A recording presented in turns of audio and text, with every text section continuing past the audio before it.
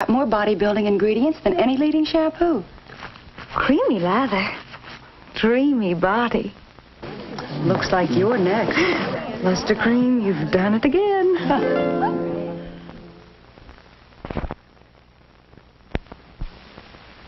Oh, I can't go out tonight with your father with this hair.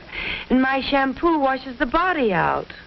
Don't wash out body, Mom. Cream in body with Luster Cream cream shampoo. Really? Luster Cream creams in body. It has more body-building ingredients than any leading shampoo. Creamy lather. Beautiful body. New hairdresser, dear. No, new Luster Cream shampoo. And a very wise daughter.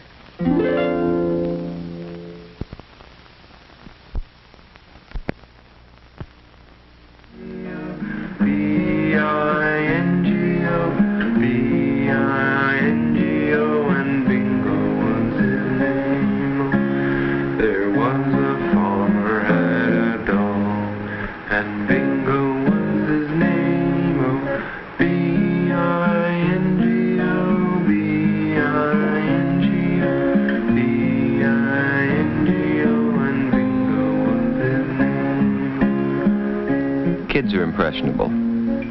That's why here at this station, we watch the programs and commercials your child watches carefully. He may see bad guys, but not in the role of heroes. And he'll learn that crime doesn't pay. Because your child's welfare is our concern, too. That's part of our code. The code of the National Association of Broadcasters for television and the greater public interest.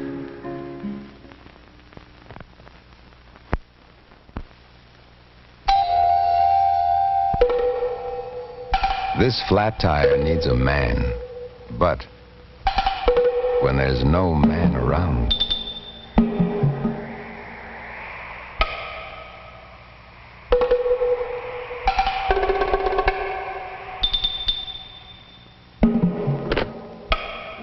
when there's no man around, Goodyear should be. Why? Watch this. New Goodyear Double Eagle carries its own spare inside.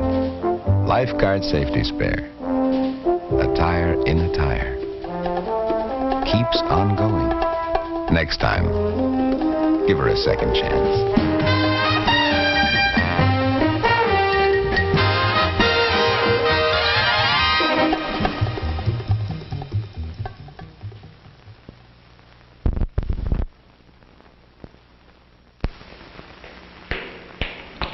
Lynch took off at 7:45 a.m., flew 2,949 miles, made 3 stops. And most of the trip still lies ahead. Now there are schedules to check, flight reports to make, a quick supper with friends before turning in. Next morning, on the go again at 6:15.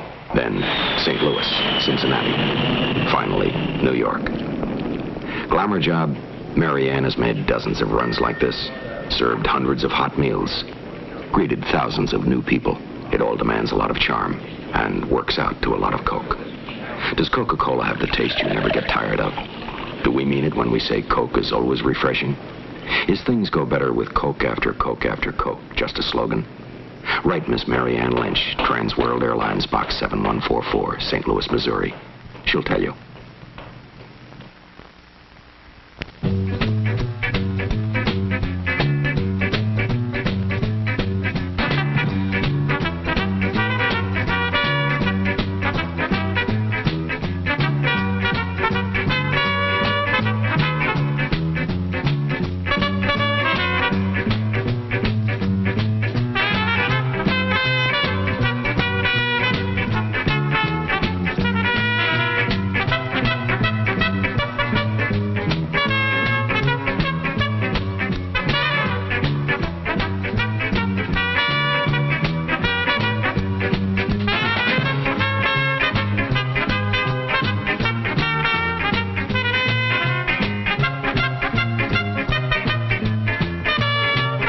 Coca-Cola has the taste you never get tired of. Always refreshing. That's why things go better with Coke after Coke after Coke.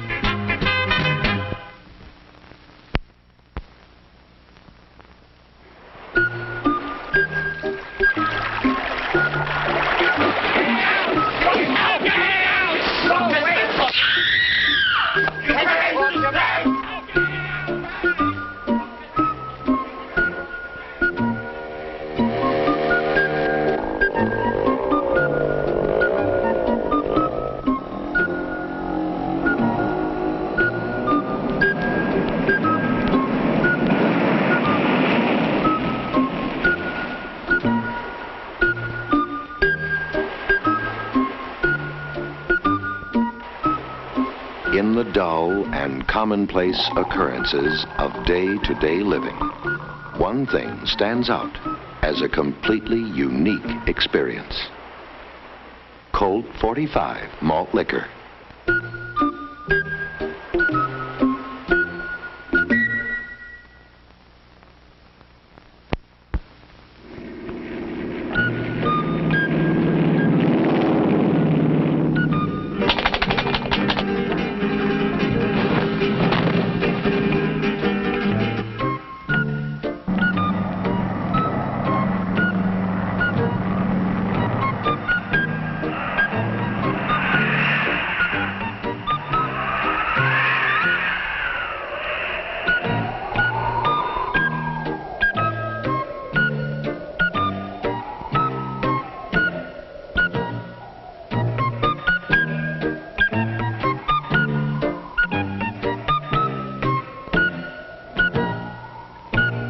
In the dull and commonplace occurrences of day-to-day living, one thing stands out as a completely unique experience. Colt 45 malt liquor.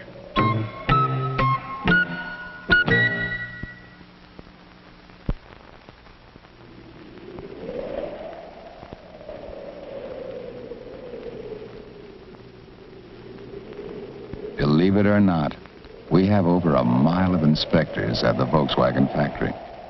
More than 7,000 men who have only one job: to keep an eye on the way Volkswagens are made. And there's no nonsense about them. They reject a Volkswagen, or part of a Volkswagen, for little things you might never even see. And when one of our inspectors says no, it's no. That's why you'll never find so much as a blob of paint or a stitch out of place on a new Volkswagen. An inspector finds it first. Frankly, not every car we make makes it. But any car that gets to the end of that long line of inspectors is a Volkswagen.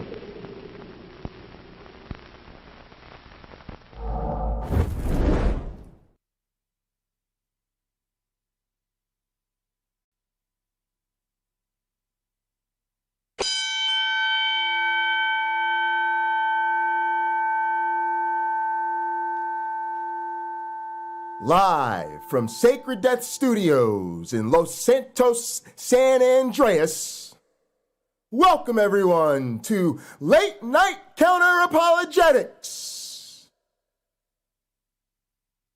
And now, please welcome your host. He is the wise man of the Sacred Death Motorcycle Club. He is the sexiest man in all of word wrestling entertainment. He is the most entertaining man in the history of evolutionary biology. He is the virtual visionary, Mr. Dual PhD himself. Please give it up for the architect of the Atheist apocalypse, the only man to have his vestments blessed by Pine Creek, the most high apostle of the cult of the Flying Man. He is none other than the Outlaw Prince, the one and only Jesus who can save us, Dr. Heartbreak J. Pocket Locker Bundy!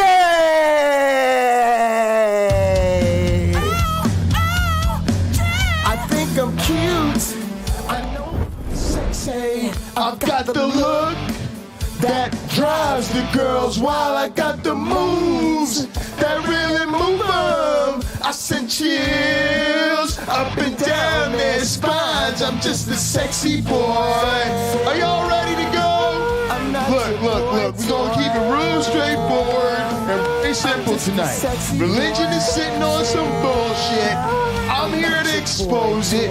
Then we're gonna have fun. I don't got time for this shit. I make them shiver. Things get weak. Whenever I'm around, they see me walk.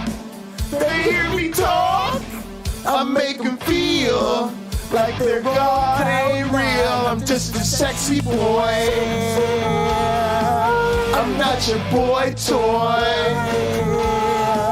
I'm just a United States champion of World Wrestling Entertainment, and we are taking over the internet.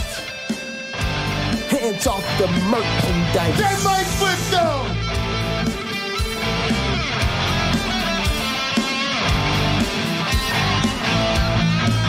I'm just a sexy boy.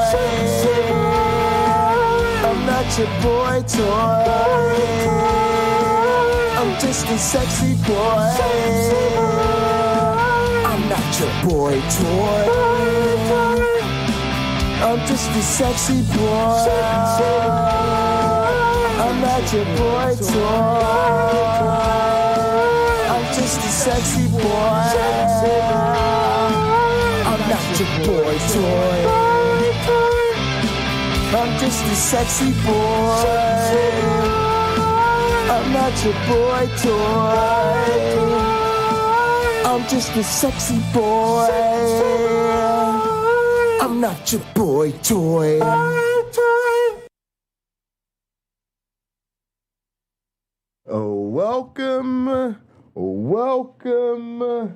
Welcome everybody to another special edition Late Night Counter-Apologetics. I am your host with the most from the East Coast, and as always, folks, I am in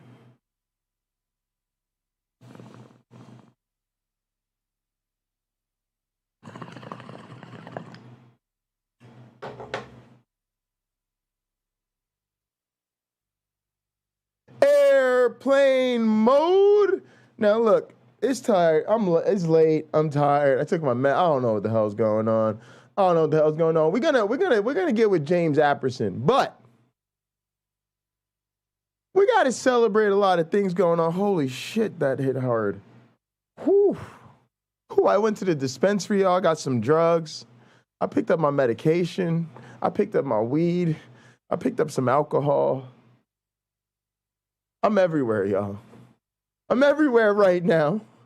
I don't know what's going on. I'm in a state of total confusion. Now, let's catch a vibe real quick. Let's go with our theme song here. Catch a vibe with the Cheers theme song. Nigga, play the sound. It's too terrifying. Everything you've got. Taking a break from all your worries sure would help a lot. Wouldn't you like to get away? Uh-oh. I fucked that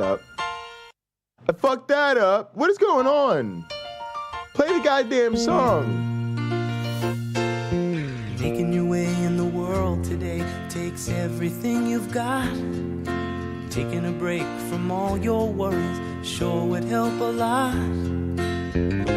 Wouldn't you like to get away? All those nights when you've got no lights, the check is in the mail. And your little angel hung the cat up by its tail. And your third fiancé didn't show. Jackie. Sometimes you wanna go where everybody knows your name, and they're always glad you came. You wanna be where you can see those synths are killing it. Are all the same. You wanna be where everybody knows your name. Legendary Go piano to bed, sound. Mr. Coffee's dead. The morning's looking bright. And your shrink ran off to Europe and didn't even write. And your husband wants to be. Hey guys, I'm gonna put this song in Gather Town so we can play it from Gather Be Town. glad there's one place in the world where everybody knows your name. And they're always glad you came. You wanna go where people know people are all the same. Oh, finally somebody You wanna stirred. go where everybody knows your name.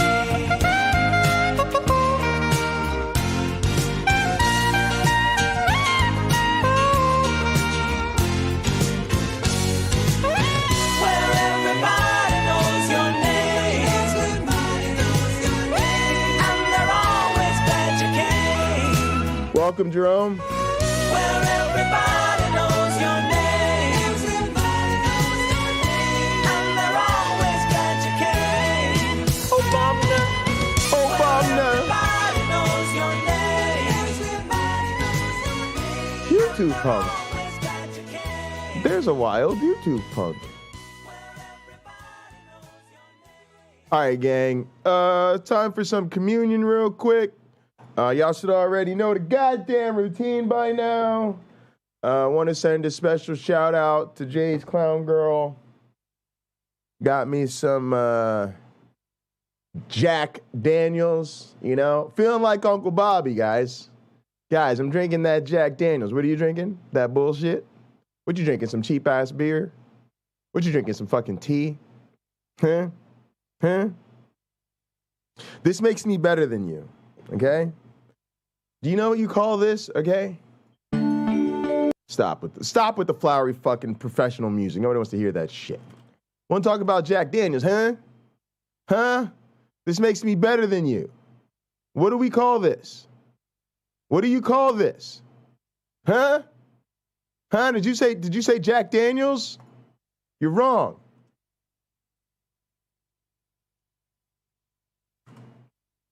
All right? There it is. Boom. Metallica. All right? You see it there, Metallica. Right? So this right here is not fucking called Jack Daniel's Black Tennessee Whiskey. That's not the proper name for it. The proper name for this right here, the shit here, nigga, this shit, this shit, we call that Metallica Black. That's what I call it, straight Metallica Black. When somebody asks me, Jay, what the fuck do you want to drink? And I say, give me that Metallica Black. They better know what the fuck I'm talking about. I'm not going to pull up on you and be like, oh, what? What? Nah, nigga, pour me a shot of that Metallica Black. Double shot Metallica Black. That's what it means. That means I want a fucking double shot of Jack Daniel's original recipe. So yeah, that makes me better than you. I'm not drinking no bullshit tonight. I'm drinking straight up rock star shit. When I was a drummer, all right? Listen to me. When I was a child, dreaming of growing into a grown-ass man drummer, I wanted to be like this guy, Lars Ulrich. That's right, the drummer from Metallica.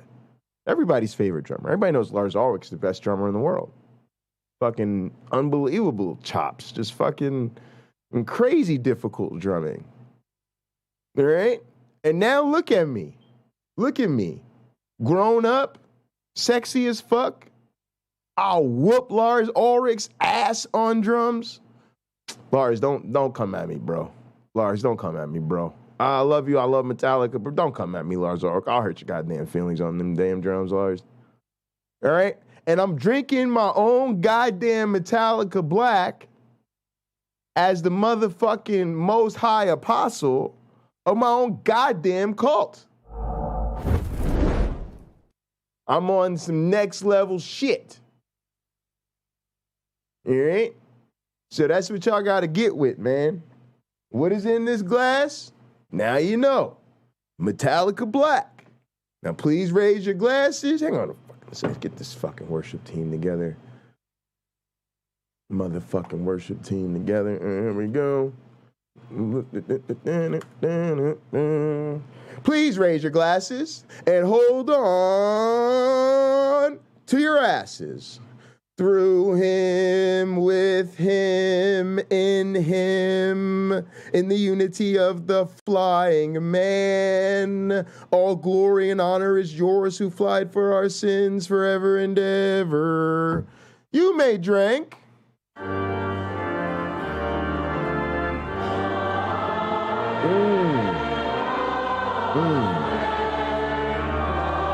Oh, I just took a big gulp of that Metallica. Ooh.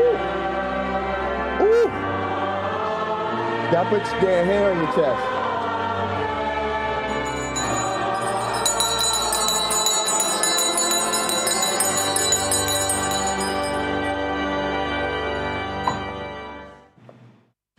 All right, and you know what? I ain't gonna lie to you. For this communion song, we keeping it straight old school, y'all. We keeping it OG. OG what? How OG? Nigga, OG Roddy. That's the motherfucking MJ interlude. Airplane mode. Ready for takeoff? You get the motherfucking music at itsairplanemode.com. Let's go.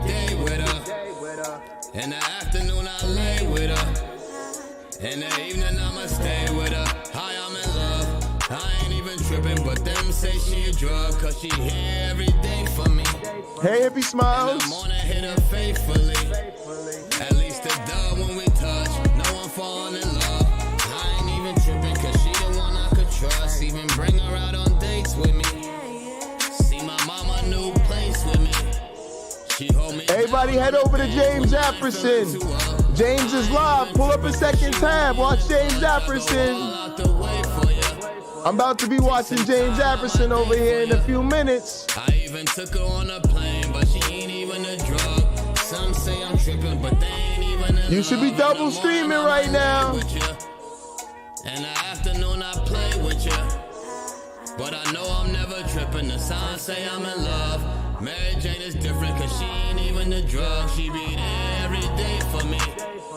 She my sweet Mary Jane shorty. I even took her on a plane, but never enough. Some say I'm tripping, she turned me into the plug. She be there dealing way with me. She be there to take the pain from me. The homie said that I'm tripping, but all he do is get drunk. Smoking on the wax, they thinking I'm off the drugs. I go all out the way for ya. In the morning, I'ma lay with you.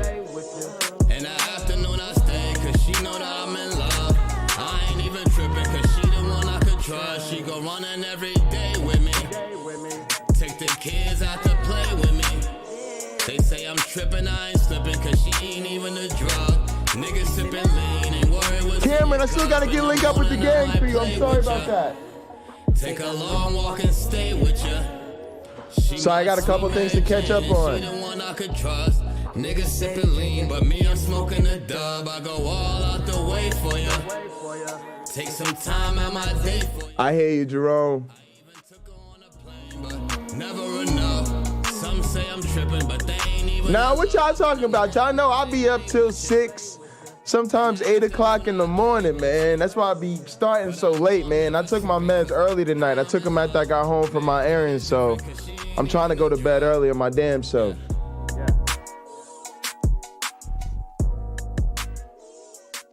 Welcome, welcome, welcome, everybody. All right, let's go ahead and get into this. I got just a couple of quick little, and then we're going to try to link up with James and see what's going on. But let's get into a couple of things I wanted to share with y'all. Here's the main one. I was listening to this earlier.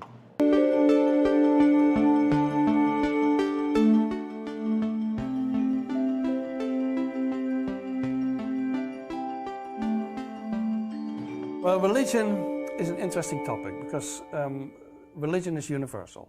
All human societies believe in the supernatural. All human societies have a religion one way or another. Religion has been a part of the human experience from the beginning. In fact, we can trace the origin of religious experience to before Homo sapiens.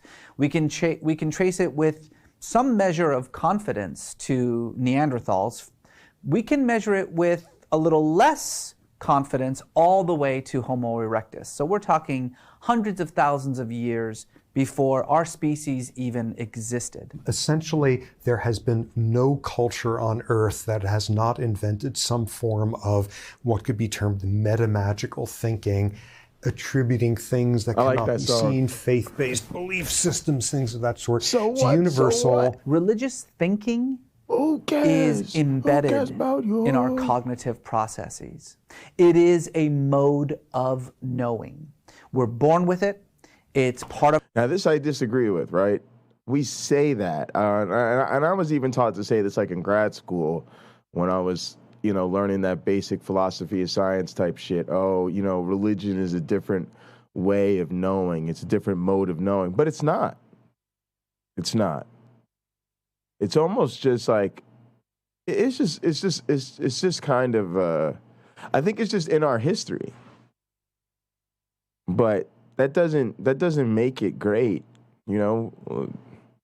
We used to have tails, right? You know, when we're born, you know, when we're conceived, we have these tails in our development. We just don't need them. Who cares, you know, that they got us here? Of our DNA. The question then becomes why.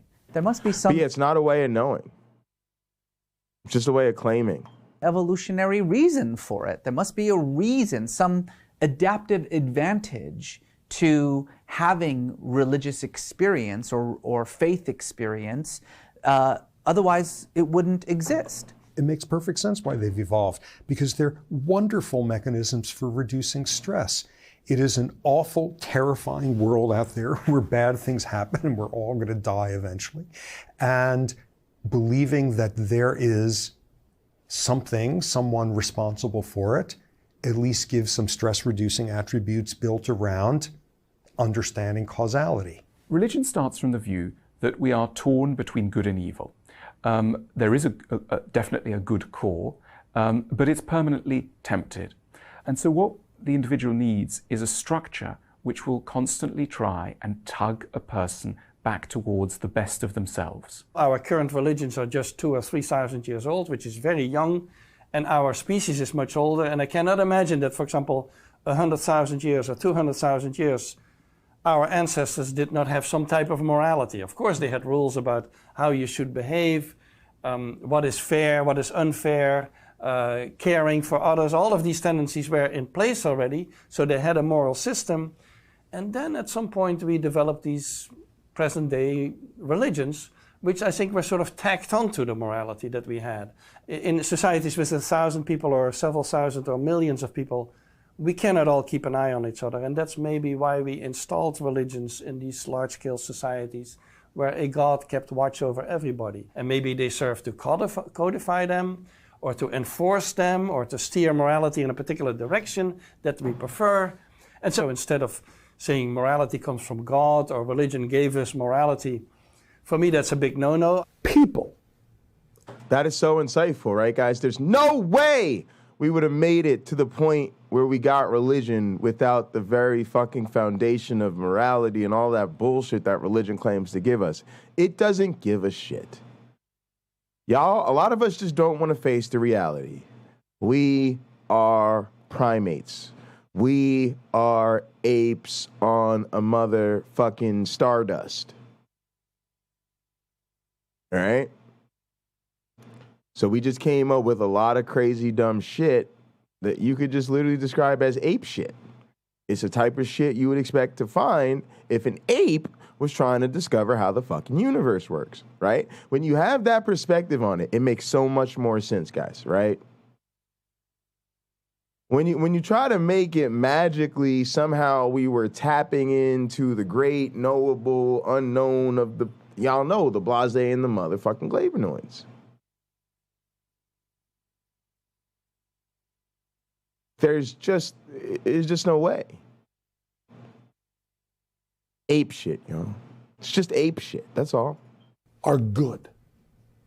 If you look at the 7 billion people on this planet, just about 7 billion of them are really good. We can really trust them. Can we please learn something from Las Vegas? Learn something about gambling, right? We know how the odds work. We know the house always wins. In this case, the odds are always on someone being good. When it comes to ethics and morals and religion, just see if there's anything different between what religions want you to do and what you feel you should do, what you think is ethically innate within you. For most people are not inclined to murder people, but certain religions, quite reasonably, have rules against that. It's antisocial. See if that comes from within you or it comes from outside of you, from without you. My understanding of spirituality is that this life that we've each been given, the very breath that we took and we're about to take, is a gift. That life is a gift, and how you respond to it, what you do with it, matters. It's not about literal facts or the unfolding of what happened in the life of Jesus of Nazareth. It's a story, because sometimes you need an explanation and sometimes you need a story. And a story is going to transform you, and symbols are going to transform you. You see this in our culture. Batman is a symbol. Go out on the street and look at how many men especially are wearing Batman shirts. It's something that me and Big Thang Flying Wayne have in common, right? Motherfucking, that's where the Outlaw Prince comes from, guys. The Outlaw Prince is basically just the Dark Knight, right? So y'all guys know the Dark Knight trope, right? The Dark Knight is the idea of, you know, he's this sort of dark, mystical gentleman, right? He's a gentleman, but he's got this dark side, and the Batman character plays on that, right? He's a vigilante, right? He's the black hat cowboy, not the white hat cowboy, right? If you know what I'm talking about. A lot of y'all take it back to wrestling, baby faces and heels, right? The Dark Knight, or the Black Knight, right, is that he's got this honorable steel to him, I almost think of it as, but at the same time, he's willing to do things totally outside the law, outside the lines, and makes me think about, even again back to Wayne with his sort of D&D character archetype maps. But yeah, I love that. But yeah, so me, this is dead on. This is always the thing with that's where the Outlaw Prince comes from. It's literally a Dark Knight thing, and yeah, love it. A symbol. It's something that speaks to our psyche about the pain of a boy who lost his parents, using his wound to become super and try and change his reality. That's a symbol. That's a Christ story. That's a hero story. And we need those, because it's not about, at the end of the day, winning a televised debate or finding DNA on the Shroud of Turin or proving his burial was here. And I've been to Israel. I studied in Jerusalem. They're like, he was crucified here, and then they're like, well, he was crucified here. Guess what? We didn't start writing that down until 150 years later, because nobody gave a shit. It wasn't about that. It was about your inner transformation. Yours. I don't care how you get there. It can be photos from the Hubble telescope. It can be Buddhism, atheism, agnosticism, Catholicism. It doesn't matter. Who fucking cares? Whatever gets you there, because we're talking about something, an energy that you can feel and be quiet to and respect, but most importantly, you can flow with. And all right, gang, my food just got here. I'm gonna bring it in, heat up something to eat, and I will be right back. Let's enjoy this. Also, guys, check out James Apperson. Again, I think James is live. I'm hoping he stays live so that we can kind of hang out and see how this dual streaming from GatherTown works. Dance with and feel and listen to and attune to. This idea somehow that faith and science are in opposition, I've always found to be complete insanity. Both are searching for the truth. Both have a sense of wonder and an expectation and exploration. They're each simply naming different aspects of the human experience. One thrives in naming exteriors, height, weight, gravitational pull, electromagnetic force. The other is about naming interiors, compassion, kindness, suffering, loss. These people are all trying to make religion way too vibrant and sexy. It's very frustrating. Like, they're just it's almost like we have such a religious nature, and then so many of us share that with our other people, and so it's really hard for us to even speak honestly about religion. And part of that problem is then we want to just put it on equal or, you know, sort of noteworthy footing with sort of some of the best aspects of, you know, what we've been able to achieve as people. And it just doesn't belong there. But it's so hard for us to get past that. And that's kind of why I like videos like this. But at the same time, I remember listening to this and thinking this is incredibly frustrating to me, because it's like there's these people now who want to say, hey, we're here to help you think critically about the big ideas, but then really they're just bending over backwards to do what I'm now calling paint the middle, right? We know there's no middle on this court, right? There's one side, there's the other side, there's a gulf between us, our views are irreconcilable, but these people constantly want to paint that there's this middle. We're all really in the middle, and we're just like each other. If we would just stop listening to the most divisive people, nah, I ain't with it.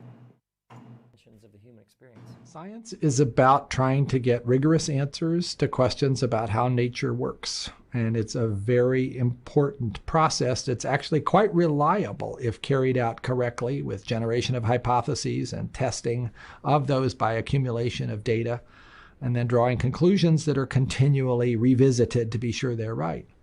So if you want to answer questions about how nature works, how biology works, for instance, science is the way to get there. But faith in its proper perspective is really asking a different set of questions. And that's why I don't think there needs to be a conflict here. The kinds of questions that faith can help one address are more in the philosophical realm. Why are we all here? Why is there something instead of nothing? Is there a God? Isn't it clear that those aren't scientific questions and that science doesn't have much to say about them? So the question is, if you have a religious tenet, if you hold a point of view that excludes something about modern science, I don't think the burden is on scientists or engineers to provide you a comfortable link. The link is for you. You have to reckon the facts, as we call them, with some belief system that is incompatible with it. And the example that I think everybody would eventually find ourselves discussing would be geology, the age of the Earth. You know, a couple of years ago, I debated a guy who insists that the Earth is 6,000 years old. That's completely wrong. That's obviously wrong. And the way we know it is wrong was a result of centuries of study.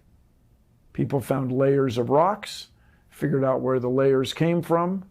People found radioactive elements which chemically substitute into certain crystals for, in exchange, like rubidium and strontium substitute for potassium and calcium and argon and so on. And this led us to an understanding of the age of the Earth. So if you have a belief system that is incompatible with modern geology, the problem is for the person trying to argue the Earth is extraordinarily young, not for the people who have studied the world around us and understand it. There's nothing there that I have seen in the Bible that informs modern science. With one possible exception. In some translations that I've read, there's reference to 22/7 for being the distance around a circle, the value of pi, and that's pretty close. That's pretty close. It doesn't go past 3 digits, but it's pretty close. Okay, so the people who wrote the Bible were literate, but they were not literate in the modern scientific sense. So you have to reckon that, man. I can't get in there. The Earth's not 6,000 years old. never going to be? My study of genetics certainly tells me incontrovertibly that Darwin was right about the nature of how living things have arrived on the scene by descent from a common ancestor under the influence of natural selection over very long periods of time. Darwin was amazingly insightful given how limited the molecular information he had was. Essentially, it didn't exist. Now with the digital code of DNA, we have the best possible proof of Darwin's theory that he could have imagined. So that certainly tells me something about the nature of living things. But it actually adds to my sense that this is an answer to a how question, and it leaves the why question still hanging in the air. Why is it, for instance, that the constants that determine the behavior of matter and energy, like the gravitational constant, for instance, have precisely the value that they have to in order for there to be any complexity at all in the universe? That is fairly breathtaking in its lack of probability of ever having happened, and it does make you think that a mind might have been involved in setting the stage. At the same time, that does not imply necessarily that that mind is controlling the specific manipulations of things that are going on in the natural world. In fact, I would very much resist that idea. I think the laws of nature potentially could be the product of a mind. I think that's a defensible perspective. But once those laws are in place, then I think nature goes on, and science has the chance to be able to perceive how that works and what its consequences are. Everything is driven by the desire to know the truth. There's an exploration, there's a wide-eyed sense of wonder. If you talk to the best scientists, they have this sort of gleam in their eye, like this is what we're learning, and we don't know what's actually around the corner. And if you talk to the best theologians and poets and scholars, they ideally have the same gleam in their eye, which is, look what we're learning, look what we're exploring. And so to me, they're not enemies, they're long-lost dance partners. Part of the problem is, I think the extremists have occupied the stage. Those voices are the ones we hear. I think most people are actually kind of comfortable with the idea that science is a reliable way to learn about nature, but it's not the whole story. And there's a place also for religion, for faith, for theology, for philosophy. But that harmony perspective doesn't get as much attention. Nobody's as interested in harmony as they are in conflict, I'm afraid. As you may know, I am not a believer. I'm a non-believer. I spent a lot of time trying to understand my place in the cosmos, and I've reached my own conclusions, but I'm the first to say that ultimately we are all agnostic. This is to say you can't know whether or not there is a giant entity running the show or choosing to not run the show. You can't know. So we all are best, I believe, best served by just living good lives, trying to leave the world better than we found it. The truth of the matter is we just don't know. But what is a fact is that there is something in the way that our brains work that compel us to believe that we are more than just the sum of our material parts. That thing is either an echo or an accident, or it's deliberate and purposeful. And which you decide is purely a matter of choice, because there is no proof either way. Get smarter faster with new videos every week from the world's biggest thinkers. To me, these are these people that just, again, y'all, I hope y'all heard it, right? We had some people clearly on the side of no, and some people clearly on the side of yes, but then this sort of broad way of painting the middle. And it's just, I don't know, we'll get into more of this space. I think it's kind of interesting because this stuff is, you know, really polished and meant to present this sort of really kind of high-minded thing. And then to me, it just feels like, again, sucking off religion just to sort of give it its just due. But it's, I don't know, this type of content I find almost like genetically modified skeptic. Like maybe it's really important to help build bridges of understanding or whatever, bridges of love and understanding with people who are just sitting on some anti-science bullshit right now. But overall, I don't know. I just, you know, a lot of what I heard was good, especially by like people like Bill Nye, obviously. But I don't know. I just wanted to share that with you. It kind of hit me kind of funky, I guess. But yeah, this is really nice. We're in the Gather Town. James is streaming. He's live on his channel. And then we can hear him inside the Gather Town. So while I eat, I'm just going to kind of chill and, we'll listen to James. I think. I don't know. Maybe he's not on anymore. Let me see. Is James still live, y'all? Yeah,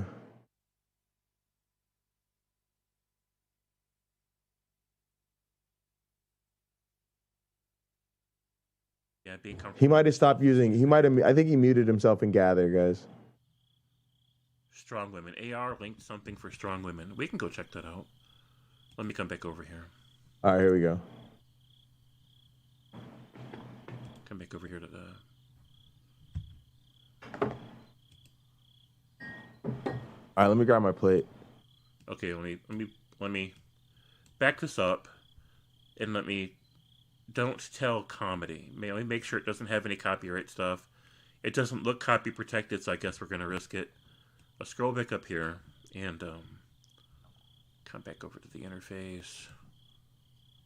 Share it. All right. Okay.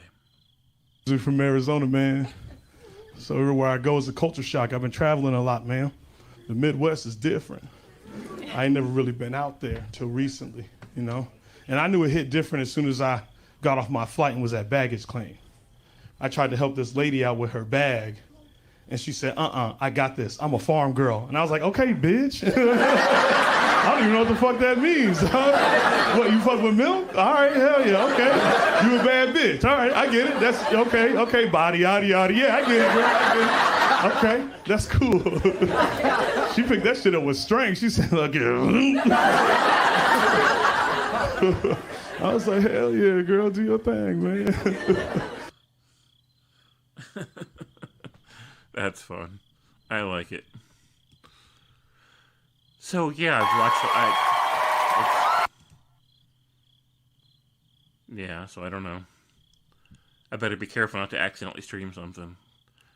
Sometimes YouTube will trip me up like that because it's on autoplay, and so it'll grab the next video that it recommends, and I hate that if I'm streaming, and it like auto streams something that's copy protected, and then it gets mad at me for streaming the thing that they pushed into my stream, and I'm like, come on, don't do that to me. So,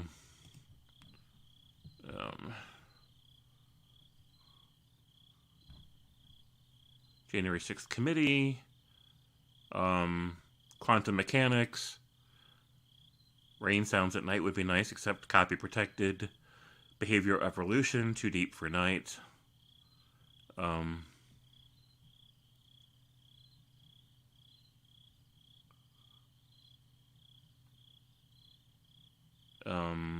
does God exist debate, Carlin,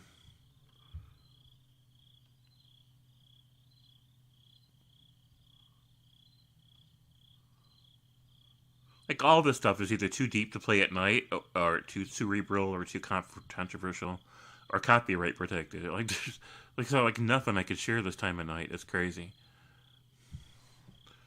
Carrie Ann says, I have always been insecure about not being a tiny, helpless girl. I'm 5'8", so the 5'3" girls get noticed and the attention more often because they fit the narrative better, right? And what's ironic is that a lot of the 5'3" girls put on high heels to try to look taller, thinking that that's going to make them more attractive. And I notice also, the girls with the best butts are the ones that always cover their butts in public, so you can't see their butt, right? They hold their purse behind them or make sure to untuck their shirt and kind of pull it down. And I'm like, that's right. Hide your best assets. We wouldn't want anybody to think you're hot or anything. And then like you said, 5'3" girls, that's more in, like more guys are attracted to the short girls. But then they sit there and put the high heels on, thinking that they're gonna score something better if they look tall or whatever, which is ridiculous. But I think 5'8" is fine. I don't, I guess it depends on the guy. The thing is, most guys are insecure about their height unless they're tall, right? And men that are looking for a biological guy, they want somebody taller than them. So, so the 5'3" girls probably should keep, just wear flats. 5'8's reasonable because most guys are that are taller, right? A little bit taller than that, so you're still cool. And I've met some 6'2" women that were really interested in me because they were tired of dating guys that are shorter than them, but you can't build a relationship on that, so it just depends on the people. AR says, I wish I could meet a girl bigger than 5'3". My back hurts having to bend over all the damn time. Hey, I feel you on that one, man. Yeah, honestly, I think I'd rather, if I really had my choice, I could just pick anything. I suppose I would choose a tall girl. I suppose I would. Like, the taller, the closer they are to my height, the better, because then we're sharing space, right? Like, we go for a walk somewhere, and they're in my spatial zone, right? So then it feels more like we're sharing the experience together. And then, like, during sex, it's a thing, too, because, you're doing sex stuff, and you can't kiss at the same time if they're really short, because, they're way down there. And it's like, you look down and say, hey, baby. You can't kiss a man, do sex at the same time, because the height difference won't allow it. And I feel like there's a physical disconnect that results in somewhat of an emotional disconnect, because you're not sharing the experience together on the same level, right? Or and it's as connecting of a way. But some guys, I think most guys, like the really short women, and then so then they don't care, right? Because they just want, I don't know. I guess the shorter the woman, the more empowered they feel, or masculine they feel, or something. I don't know. Like, I don't got a thing about that. Like, I don't power trip. I don't care about that kind of stuff. If she's short, that's fine. We'll work with it. If she's tall, that makes it easier in my opinion, but it's not a deal breaker. But I don't know about most guys, but I don't score extra points for someone being short. I'm just okay with it if they're short.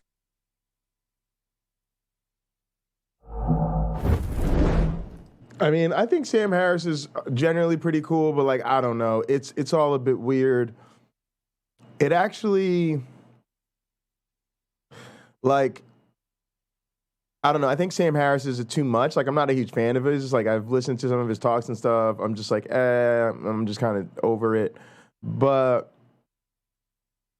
the Collins thing does bother me too, because he's cited almost as such an apologist.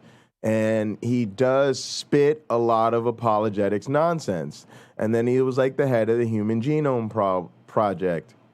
So as much as I think it shouldn't have anything to do with anything, it's just weird when you're in a position that he's in. And so it does kind of bother me. And I guess it bothers other people. But I don't know more about that. I think that's interesting. Thanks for sharing, Jay's Clown Girl. And I've noticed that the genetic lottery, it's like the shorter the guy is, the handsomer he tends to be. And the stronger he tends to be. And then the taller he is, the less handsome the guy usually is, and the less strong the guy usually is. It's like, and I think it's because men of short stature have, maybe it's because they have a different center of gravity or something, I don't know, but they tend to be stronger, and honestly, they tend to be handsomer. And I would trade that. Like, I'm 6'2", and I would rather be a short guy that's physically buff and handsome. I just think I look okay. And I'm definitely not physically buff, though I could get there, I think. I don't necessarily think it's too late for that. I think tall is overrated, honestly, but I guess it depends on who you ask. Carrie Ann says, my husband is 5'2". All right, fair enough. AR says, my ex-wife didn't wear makeup at all. I liked that about her. I thought she looked good without. Honestly, I don't see any point in makeup except to help the woman feel better about herself. If that's how she feels, more secure and more beautiful, then more power to her. I'll help her buy some makeup if she wants my help with it, or whatever. Or she could do it her own self, whatever. I don't care. It doesn't bother me. But, if I had my choice, I'd think makeup should just be gotten rid of as a cultural thing. Like, they just get rid of it. Carrie Ann says, that's just it. I think it's shaming that drives makeup perms and trying hair. Sure. AR says clowns wear makeup and clowns are the worst. Yeah, good point, AR. They're like, I knew at least one really hot woman that was into that. Totally could have hit that if I would have went and got dressed up as a clown. At the time, I just couldn't bring myself to do it. Looking back, I regret it because she was beyond hot. Carrie Ann Chrysler says John Wayne is a great body type at any height. Yeah, I'm usually sporting the John Wayne body, honestly, usually, and I'm bigger than that right now. But I want to get in shape like Cameron. Like, I want a Cameron body. I want to be that buff is what I really want. Because I'll age better, right? And I'll get more out of life longer if I do that anyways. But, like, because I'm so tall and because I have sisters, like, it was probably about 6 years ago that some guy came up behind me in a public building, and he tapped on my shoulder from behind, and I turned around and looked down at him, and he's like, "Sir, I just want to let you know you look like a warrior," because I'm just this really, this reasonably tall, pretty tall, little over 6'2" guy with really broad shoulders, and I stand like I own the room, right? Like that's just my body posture, and he actually wanted to approach me just to let me know I'm like a warrior, and I thought that was pretty cool. AR says insane clown posse. Yeah. Carry on, Christ. Just the Juggalo Juice song, AR. Oh, I thought you were going to say Gigolo. Just a gigolo, and everywhere I go.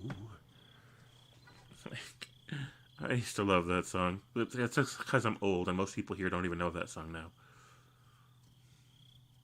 What was that? Oh, who sang that? Was it Eddie Van Halen? Who sang Just a Gigolo? I can't remember who sang it now. I can picture it in my head. And the video was mildly entertaining for that era. I mean, people weren't very good at making videos back then, so.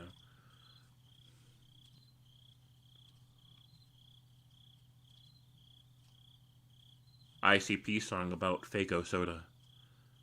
I remember the Faygo soda song.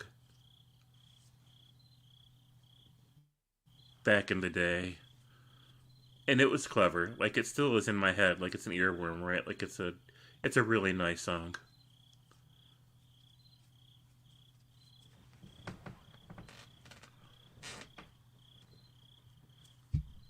Let me try.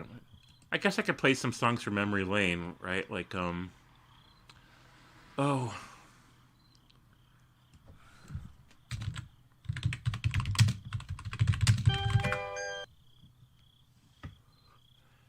Yeah. So here's a song from my childhood that has fond memories and has a really great, like, nostalgic feel to it. Because I grew up in Detroit, so this was our jam for a while. Like, it's just part of my memory, like my tapestry of memories, right? I'm gonna share it with you guys. Stop. Share screen.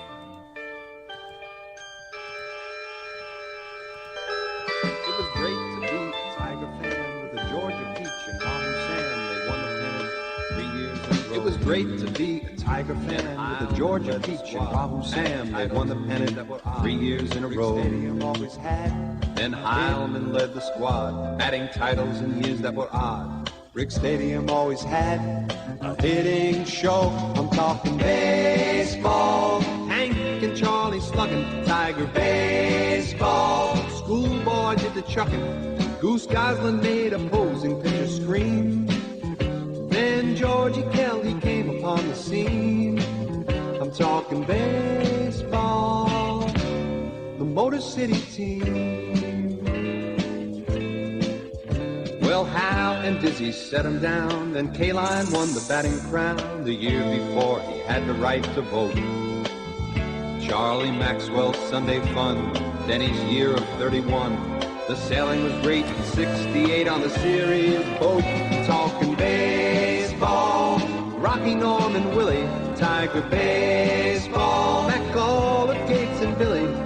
Fruit and freehand Harvey Keene. Lolich in the series winning 3. I'm talking baseball, the Motor City's team. Now when you're talking Tiger baseball, Rusty and old Black Mike, Caesar 7 hits in 1. What would Mark the Bird have done? One Tiger had 2 slams in 1 game. Northrop was his name.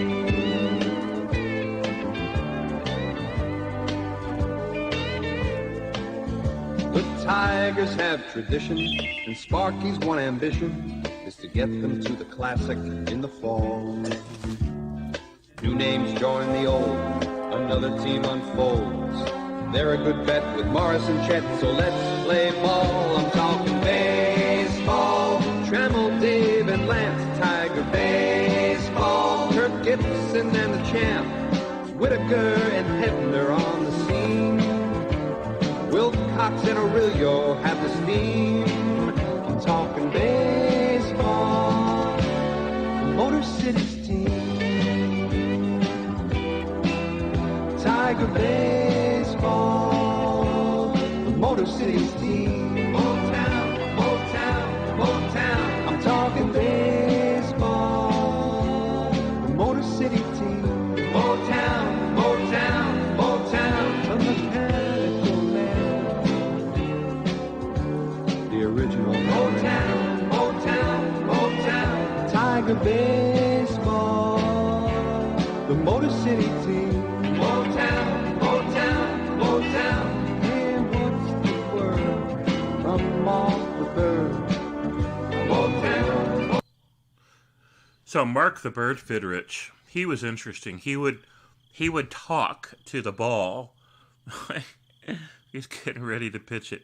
He would have conversation. I'm good, y'all. I'm just tired. I took my right. And he was fun. I took my meds early so that I could try to get my sleep schedule a little bit more normal. So yeah, I'll probably go to bed early tonight. So it's good to see y'all. Sorry I wasn't talking for a minute. I was just trying to scarf down some food real quick. But appreciate y'all, Lena, Cameron, Stupid Horror Energy. Thank y'all so much for tuning in. Stupid Horror Energy, I appreciate you. I was telling everybody earlier, I got some, had to get some Jack Daniels. So I'm a little tipsy too. That Metallica Black hit me. Just ate. So yeah, we just listening to James. I'm glad that James is in here. And you had to be a short, skinny kid to do it, but I could do it. I could sneak in every time once the game was already started. Or if I get there super early, I could do it. But I couldn't do it like when at a certain time, like when there's a lot of people watching, I couldn't do it. But he is a lot of good games. In fact, I saw he is muted in here. I was there for that.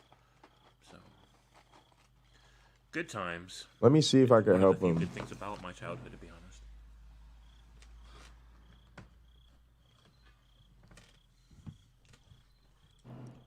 Yeah, it was really sad when he died. And of course, I knew Sparky Anderson. Like he knew, he'd call me Jimmy. Hey, Jimmy, how you doing, Jimmy? He was pretty cool. He wasn't always nice to the players, but he was always nice to me. All right, let's see. I don't think James put a link in here. Oh shit, Richard Madsen said what's up. What other song could I play that isn't copy protected, or at least a version that isn't, that like reminds me of my youth? I followed Weird Al Yankovic before he was famous. When he was on the Dr. Demento show, I used to always listen to it on my radio. Back then, most of the entertainment that I got was from the radio.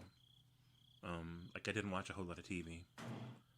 Partly because we weren't allowed to anyways, but even if we would have been, there wouldn't have been much to watch. Oh, but you know what I did like to watch? You may drink. Ultraman. I don't know who remembers Ultraman. Cheers, everybody. But I really liked that show. Apparently they made a 2016 version of it. I don't think I knew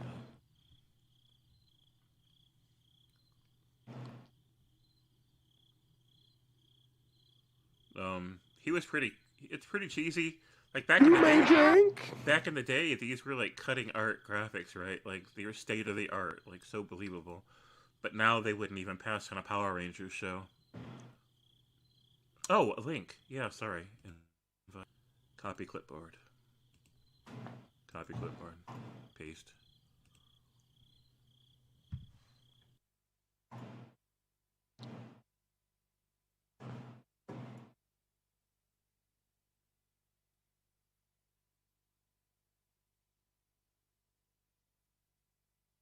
Let me turn these off in Gather Town.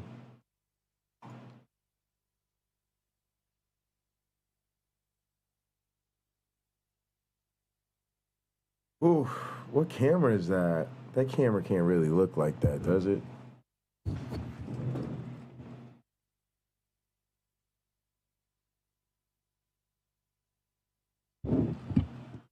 All right, that's better.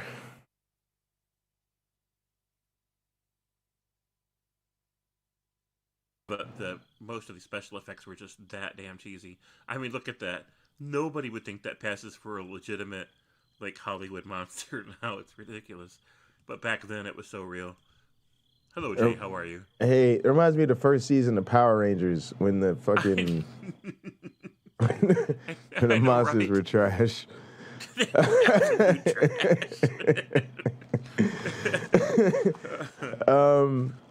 They said you was having trouble with the Gather Town, with the echo or something. Yeah, it was playing my sound back to me through GatherTone, and so I just reassigned the headset that it was using to one that I'm not wearing, and so it's sending sound back to me, but not through a device I'm using, so it doesn't matter. Because you can't hear it in the Gather Town.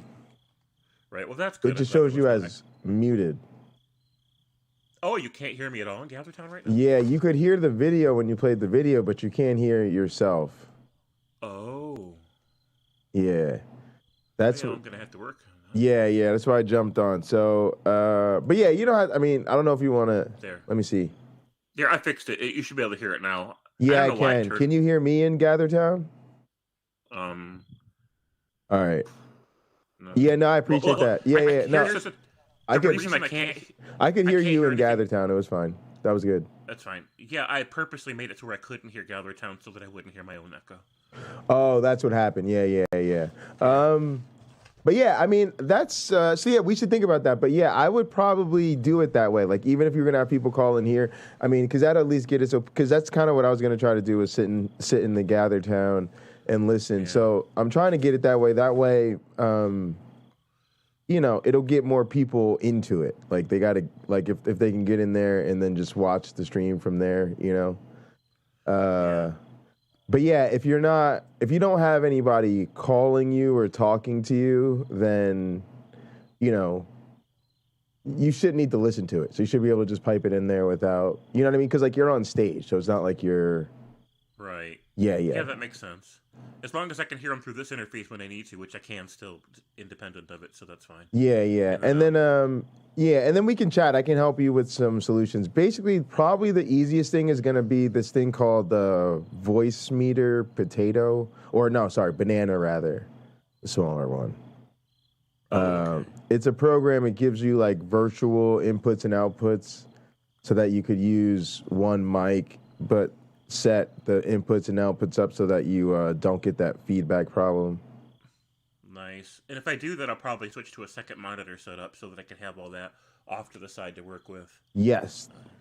Highly recommended. Yeah, that's what I'll have to do. And that's fine. My video card will support that, which most cards do now anyways. So I've just been, like, winging it. I really came on as a test to see if that's definitely the way to go. And then so a lot of people I didn't hold people's interest tonight. People are like, yeah, I'm not feeling it. I don't blame them. Like, it's the end of the day. And it's like, everything I could think to broadcast is either too cerebral, too controversial, or depressing, or copyright protected. And I'm like, I don't know what to say in the evening, right? Because people don't want to unwind to controversial things or deepen, like, things that make them think too deeply. They're just trying to end their day, right? Right. So, and then Kata's trying to start her day because she's outside of the world. Right. So So it's fine. I didn't really hold anybody's attention tonight, I don't think, except a couple people that are still with me, but that's fine. Like, then I just started talking. I'm an old guy, right? So now I want to talk about the good old days and the shows we watched when we were kids and things I did when I was a kid because I'm old and that's what I do. I mean, yeah, I plan to play cards. It's also, I don't think it's even that too, because like you said, it's good to just test things out. Sometimes you just kind of, I think it's good to have a lower type energy stream when you're trying to test stuff anyway. And then, it's Friday, so a lot of its people are just, doing their thing. They're watching their shows. They've got date night. They went out to the movies or, Like I hate it because I had to run errands, and it was just really irritating, sort of being like, out on a Friday, and like I felt like everybody's just over COVID or whatever, so I felt like I'm the only person wearing a mask, and like, it was just awful, and I was just like, oh yeah, I forgot it's there's a reason I don't do things on Fridays. Right, yeah, it's pretty brutal out there. Kids wanted to go out and I ordered in. I'm like, no, I'm not going out. It's Friday evening. It's really nice weather outside. Everything's going to be swamped, and I'm not dealing it. I'm not going where a bunch of people are at, so we ordered the food. Paid more for it that way, but I didn't want to go anywhere. Right. So, yeah, me too. Same. I can't wait for the COVID thing to be like not so severe of it, because even now the health experts are saying CDC's wrong. You really just you're good. Saying you still need to be careful. Say that last part again. When did you hear this? Just this past week, some health experts were saying that we still need to practice precautions. They still recommend you don't go in restaurants and to eat and things like that, because the people in government and health said, let's not worry about precautions anymore. The people leading that movement were appointed by Trump, and so they're just catering to their political demographic. It's weaponized politics all over again. Not that we really ever escaped that. So you think in the Biden administration? So there's still people. There's federal judges. Like, for example, the federal judge that struck down the mask mandate in airplanes, and then so people at mid-flight started taking off their masks and stuff. That's the same federal judge that tried to sideline the investigation right now about all those nuclear documents and stuff. She was appointed there by Trump, and she's still supported by the people that are tied to Trump. And so she's basically a bought and paid for judge, corrupt judge. And she's the same judge that struck the mask mandate down for airlines and stuff, because that's what her political party decided she needed to do. So, World Health Organization and other primary agencies are saying, no, we can't do that yet. And she did it anyways. It is a death cult. You're absolutely right. Super hard energy. Health experts that are saying, look, I know that messages and everybody thinks they can just stop gathering indoors and stuff, but they're like, no, we still need to be cautious, because you can still get long COVID even if you don't have severe symptoms, and you can still get it even if you've been inoculated, and there's still enough non-inoculated people in society that the virus is still having opportunities to mutate, and it could still become worse again, and an awful lot of people haven't even gotten the newest vaccine yet, and they're like, let's just not tempt fate. You should still be cautious. So, and then of course the monkeypox thing, that's in every state and has the potential to become a much bigger thing. And even though it's not usually fatal, I sure as shit don't want to get monkeypox. It's brutal. Of it, if it gets bad or brutal, but mostly it's the COVID thing we worry about all the time, because my son's got a major heart condition, and I've passed the 50 mark now, and we don't want to mess around with that shit, Yeah, I don't want to mess with any of it, and I almost felt forced into this post-COVID thing, and it just felt horrible, honestly. Yeah. It still feels horrible. I can't stand it. That none of us feel safe to go do the things we want to go do. And that's why I'm like, you know what? Let's look at the bright side. Let's just focus on getting into our best physical condition we can, and try to do some hustles, some side hustles, and get some more money, And let's be ready. Next year, let's hit the ground running next year and see what we can get done in our lives. So we're still like isolating from right as much as we have to feel safe, but we can't do this for the next 5 or 10 years. It's just too much. Right. So like I have no idea how we're going to conquer the COVID thing. Like, what do we do? Just at some point we have to risk it and just say fuck it? Is that what we have to do eventually? I don't know. But I just think, oh man, I'm a pessimist, man. It's like Slavoj Žižek, you know, and Hitchens. You know, I think we're in a war, and I think we lost. Yeah, and we lost it. Yeah, and I just think that we are probably going to end up having to risk it because our lives just don't matter. We're in a death cult. Like I don't, you know, Super Energy said it, but there's no way around it to me. Like we're just in a situation where our names, our stories, our lives don't mean anything to anybody. That's one of the reasons that we need community, because, you know, we need to like be here for each other to say, you know what, the government may not care about us, but we can care about each other. Like we can be seen and we can be heard and we can make these connections and we can matter to each other. We don't need the government to care about us. Right. And granted, life would be better if it did, right? Because the government's lack of care about us affects policy, right? And that does have a detrimental effect on a lot of people. Like, we can't completely ignore that, but, you know, we can still do as much as we can to be here for each other. So I just felt like today, like I went to the dispensary and they serve people indoors, and then they also serve people outside in a car. And like, since I didn't have a car, they like wouldn't want to serve me outside. And I'm like wearing a mask, and I'm like, you have people huddled indoors during the middle of this shit where, you know, it's just much safer to serve outside, right? And you're already serving outside, right?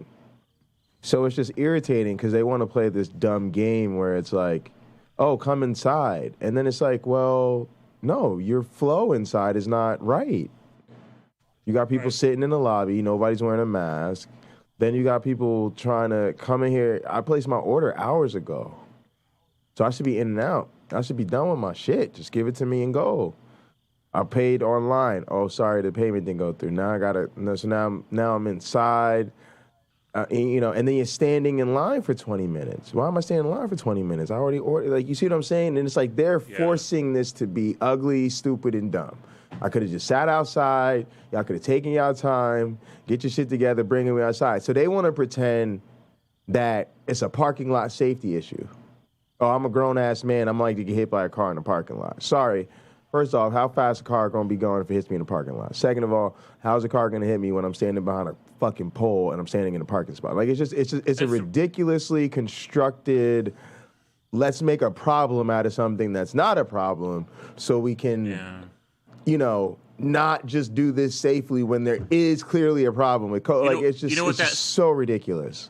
You know what that sounds like to me? Not just them making excuses about why they can't provide good service, but also maybe they just didn't want a black man hanging out in the parking lot and scaring customers away. Maybe they were racist assholes. There's just a lot of weird stuff going on. And it's like security and stuff like that. But they did, and then they do the same thing at you know, like the pharmacist. Like, I went to the pharmacy, I'm standing in the drive-thru, and like, and so they it's like this thing now. So it's like and I don't have a car. I got rid of my car. It's COVID. I don't drive anywhere. So now it's like I don't have the same. It's like I almost want to get a car now. I want to go buy a car now because I want to drive anywhere. But because the once in a while I do have to go somewhere now, it's like I want to get a car so that I'm not forced to be exposed to people indoors. Right. So I want to get like a hoopty, or I guess I need to get my moped fixed. Right, I have a moped, so I'll just moped on over the place. Just, hey, I'm in a vehicle now. Right. I mean, that's usually what I do. I usually don't buy new. I just buy like anywhere between $3,000 and $5,000, depending on the market. I'll spend on a car, and I'm just done with it, and I just take care of it for about a few years, and then I sell it, and then I put that toward another one and do it all over again because it's just not worth getting a new car. Sometimes you can even get like a really decent one for like $2,000 depending on the market, but in the COVID era market, like you can't get anything decent for less than $3,000. You just can't do it. So for me now, it's just like, and again, I don't want to do that because again, it's like I don't drive, I don't go anywhere, so it's like I literally have to go somewhere like this once in a blue moon, and it just. But it's just super frustrating the fact that nobody cares, and then the fact that like your pharmacist won't even, and you're like, look, and I almost feel like I might as well talk about it because I literally feels like nobody cares if I fucking die or not, and it's like they don't care if you die or not. Yeah, they just don't, and it really feels like people are so desperate to pretend that this isn't happening, that there's now hostility towards the people who don't want to play along. So it's sort of like well, I'm not going to serve you outdoors. Who the fuck do you think you are? Everybody else is coming inside.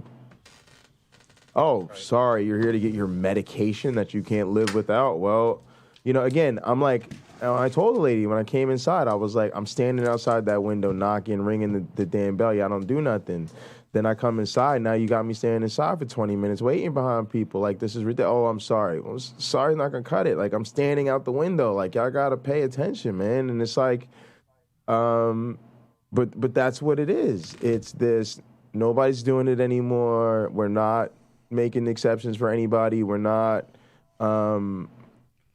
because at least for a while you could say I have COVID concerns, and I had to say that all the time. I have high risk of COVID. I have to now basically. I think I'm gonna literally just start telling people like that I have fucking cancer or something, like. Yeah.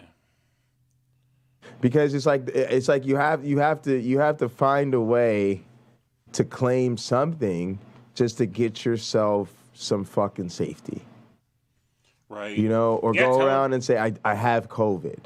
Hey, I had to pick up my medication today, but I have COVID. So can you... Tell him I got COVID monkey Ebola pox. Yeah, I got COVID monkey Ebola pox. You really don't want me in your store right now. COVID monkey Ebola pox. You gotta do what you gotta do.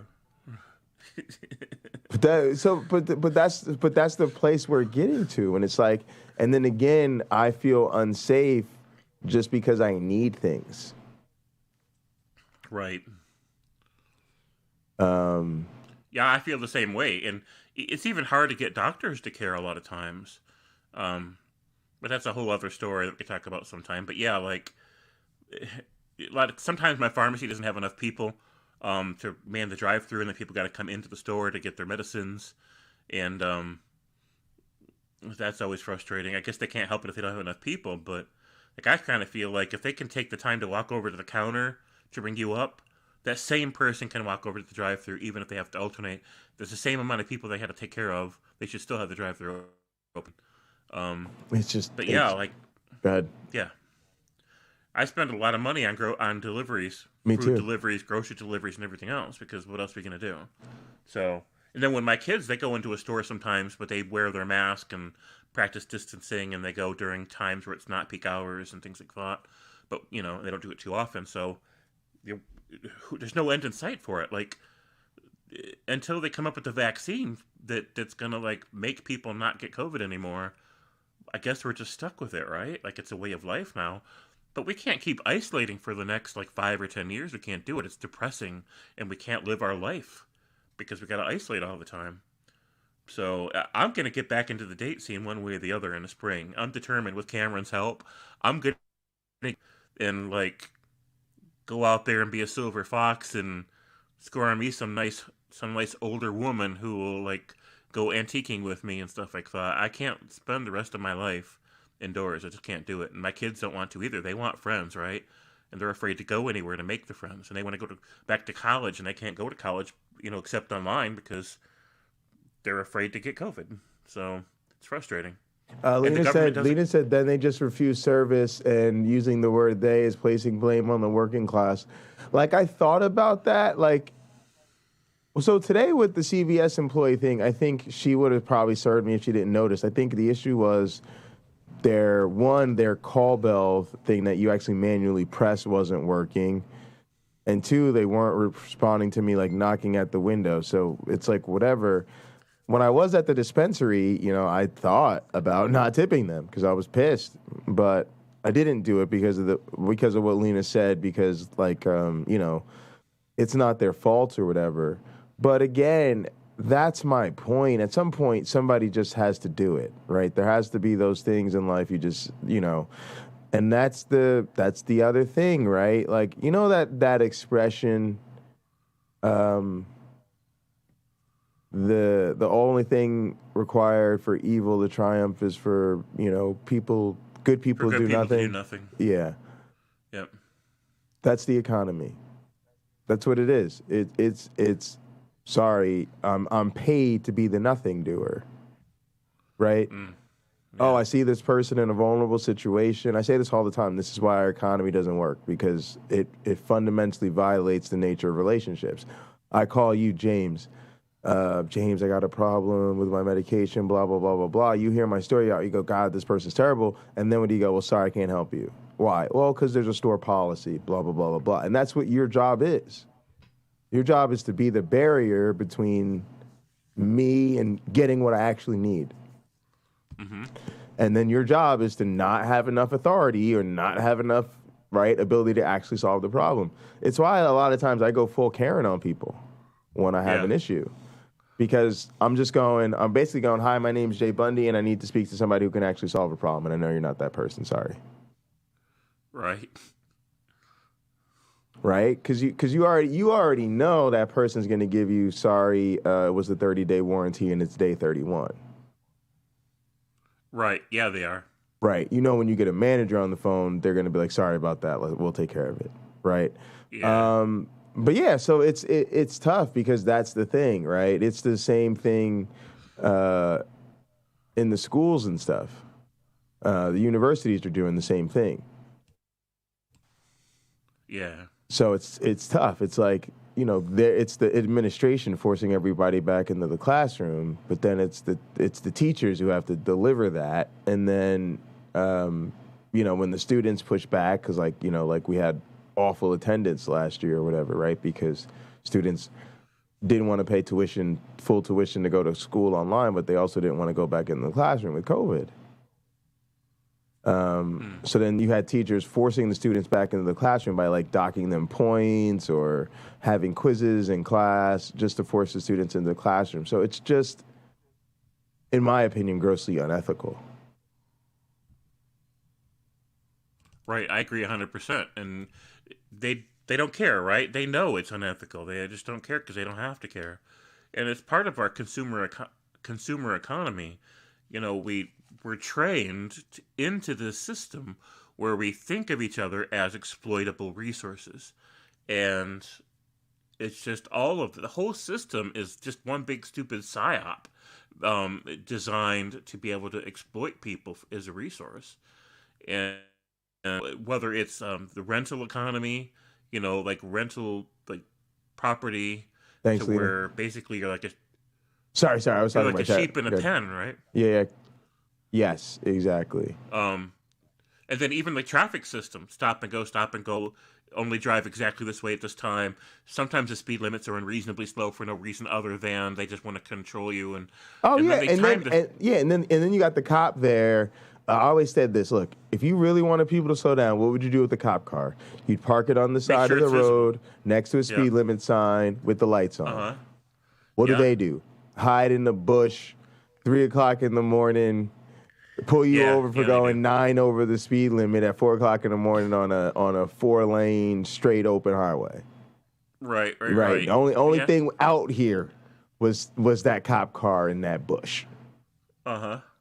Right, but whole thing's but it's just to get you. It's to catch you. It's not to slow you down because they care about safety. You're their payday. They want you to, and sometimes they lie about it because it's just their payday. They're just shaking you down for money because the whole damn thing's a mafia. The whole government's a mafia, It's not just me saying it. Noam Chomsky is one of the most brilliant, celebrated thinkers of our day, and he's still alive. He hasn't died yet, but he's getting old. And he's got a whole book about it, like, and gives presentations about it. The government is a mafia. And people need to understand that. Once you understand that, everything they do makes sense after that. Everything they do makes sense. But until you understand that it doesn't make sense, it's just frustrating. It's the same thing with the red lights. I call it red walling because there's not an official title for it, to where they intentionally designed the red light system on main roads to make it to where it turns red just as you're approaching it. And then when they release you, the next one turns red just as you're approaching it. Because one, if you try to gun through it, and they're going to write you a big fat ticket and give themselves a raise. Two, if you obey it, then it reinforces this control system where you're psychologically being conditioned like a sheep in a pen, right? Or a rat in a maze, being constantly controlled. And then also, the more time you spend trying to make the next light or being stopped at the light because they catch you at every light to make you stop, the more time you spend idling. And you're burning through extra fuel, so you'll spend more fuel, which generates more taxable income. And in the meantime, you're stopped at these red lights, you're looking around, noticing all kinds of stores you don't normally notice, right? And so that increases revenue in that way too. So it's a big game for them. They know that they're doing this on purpose, but what are you going to do about it? Nothing. The whole thing's just exploitative. You're nothing but a cheap resource to them, like a sheep in a pen or a rat in a maze. And, what are you going to do? So that's why we have to be there for each other. That's why I tell people, I'm like, you have to earn your freedom. That's what career should be about. That's what the accumulation of money should be about, not just trying to like have fun or buy some nice toys. You got to be able to buy your freedom. It's just like the old slave system. You got to be able to buy your way out. And once you do that, right, you can decide what piece of property you're going to buy and how far away you're going to live from crooked cops and things like that. And if you're really smart, you'll buy your way out of the country. Because this country's awful. The government's awful. And most of the people are pretty awful, too. I'm not saying it's the worst place. It's not. I think North Korea is probably the worst place to live. Or right now, maybe Ukraine or Russia, right? Sure. But it's certainly not the best place to live. Think of how nice it's been for the people in New Zealand when they were able to have their COVID numbers down to zero, when other countries were still filling up big, giant tractor-trailer freezer trucks full of dead bodies. And it's because their very left-leaning woman president in their very left-leaning society is scientifically literate and took shit seriously, and their media was not weaponized by predatory politicians. You said that was what, Switzerland? Sorry? New Zealand. New Zealand. Sorry. Yeah. New Zealand. So, and that's typical. Scandinavian countries, like, they're so much better at everything than us. They provide better education, better health care. They have more stable economies. They have better health statistics, lower crime rates, less racism. We have the most less racism. We specialize in racism, which is a big part of the reason that we have the highest criminal population per capita. Right? Because it's a prison economy. It's all about exploitation. The government's a mafia. Racism runs rampant. And I tell people, if you want a better life for your children and for your children's children, save up your money, buy your way out of this country, get to some place where you could be safer, where the cops are not nearly so goddamn violent, and where the courts are not so stupidly apathetic to the people's plight, where the government is not constantly trying to figure out ways to control lie to us, where the media has not been so politically weaponized to keep the people divided and so angry at themselves that they don't turn that anger onto the government, and where people are just used to the government getting away with such shit, where prices are skyrocketing. Yep, and wages are not keeping up with the increase in the cost of living, and so basically everybody's a slave labor now. They paid me this job to move to the University of Minnesota, and then they didn't pay me enough to move there. Wow. I was like, what do you guys want? You're not supposed to pay more than a third of your income in your rent. So do the math. Right. It's just I don't make enough. And then because I work for the national, like, you're on like this fellowship with the National Institute of Health or whatever, they don't let you make any other money. Right. So they literally go, here's this, living wage, and as a condition of this employment, you can't make any other money. Oh, so one, you're not paying me enough. So there's like the last year of my life I have spent doing all kinds of work for free. Wow. Right? Working on a grant. You know, scientists don't get paid just to, you know, get a grant, then we get some money. We get paid to work on the grant. The people who we're working on these grants on behalf of that stand to make all that money pay us to work on the grants for them, right? Sorry, you can't get paid to work on the grant. Rob, my teaching mentor, is like, oh, Jay, you know, if you want to, I could just give you the whole class. You could make a ton of money. Michigan State will pay you as the instructor. I'd have basically 2 jobs, which is great because that's what I'm doing. I'm doing research and teaching. Get paid for both. Nope, sorry. Cool, well, now I'm teaching a class. How much extra money am I making for teaching my class? $0.00.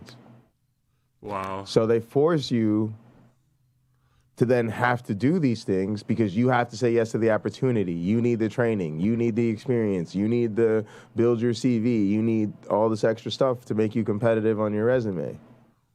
And then they're literally saying, sorry, well, too bad. You know, so it's awful. It's awful. It's just god awful.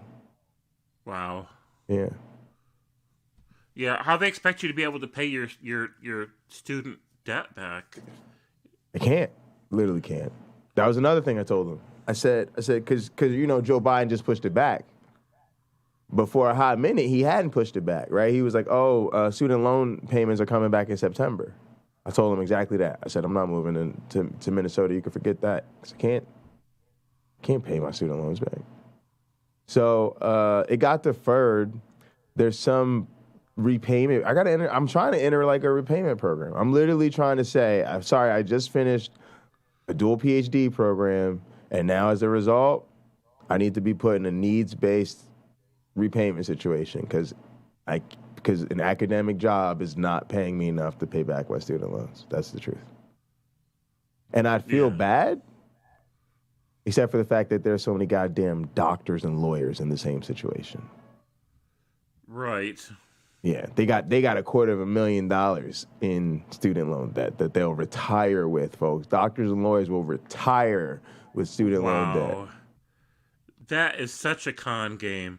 It reminds me of back like in the 1800s, when the economy was really bad and the country was still trying to be built. Predatory operators, like mining rights to mines, would go into towns that are struggling and say, look, we're going to give you like $2 a day to work for us, which back then was like $200 or $2,000 a day. Like it was just some crazy amount compared to the, you know, what the value of the dollar is now.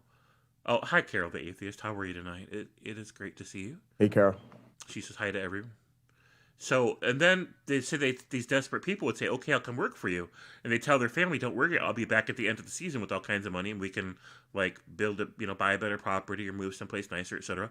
But they get out there and they're vulnerable, right? Because they didn't have a car because cars weren't a thing. They're too far from home. They know nobody, right?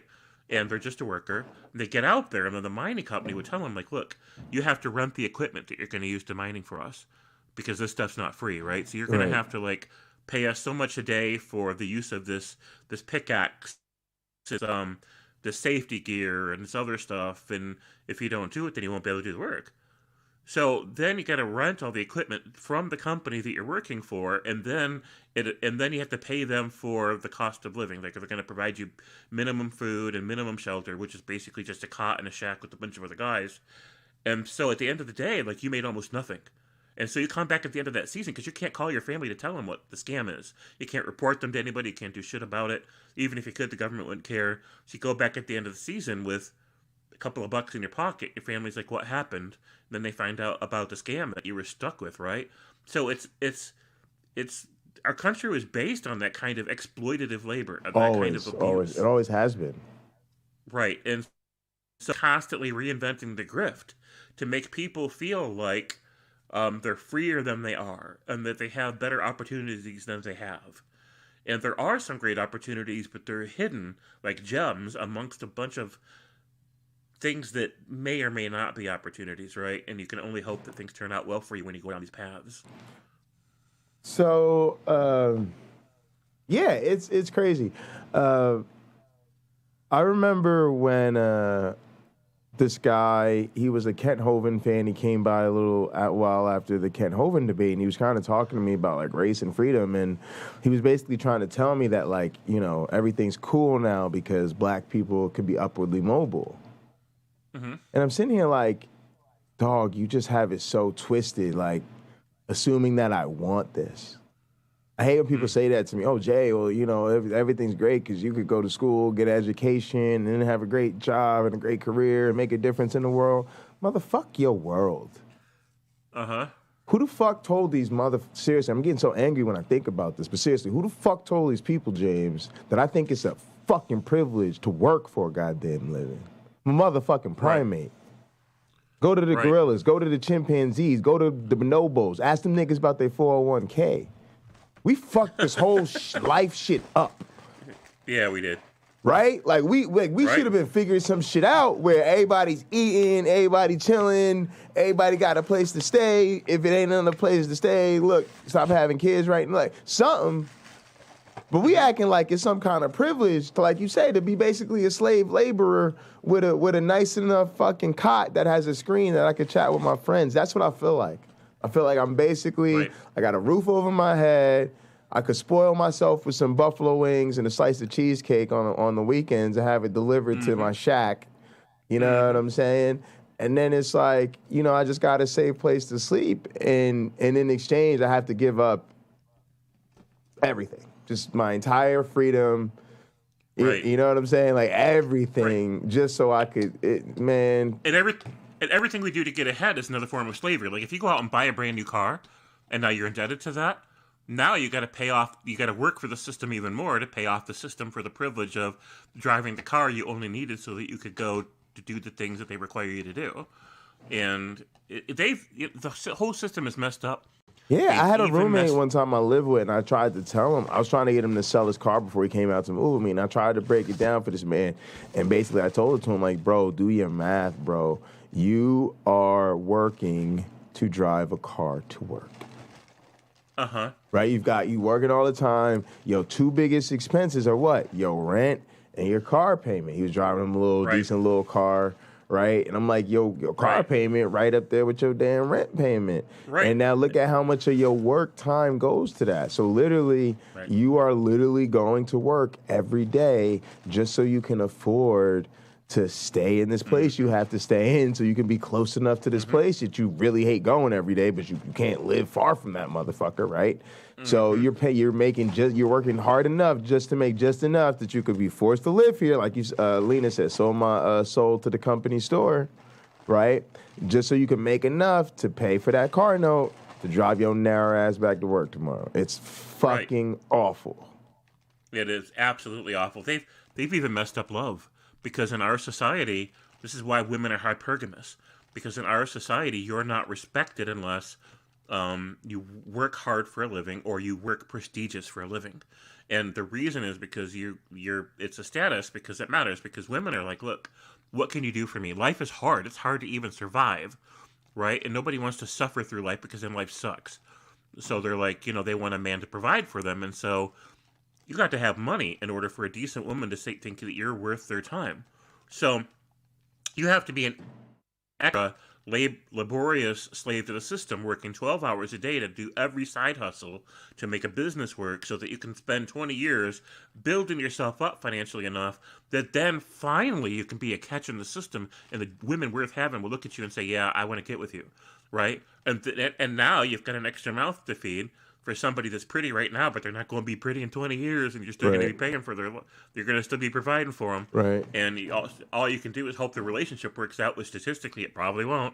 And then, it's like, if people didn't have to worry so much about just trying to find a way to not suffer horribly in life, people could relax and shift our value system, and then men could be appreciated for their character and for how they treat other people and how good of a company they are to keep, and like feel like an adventure and fun, and like there's just you can appreciate you for you, but they can't. Most women in our society can't appreciate you for you.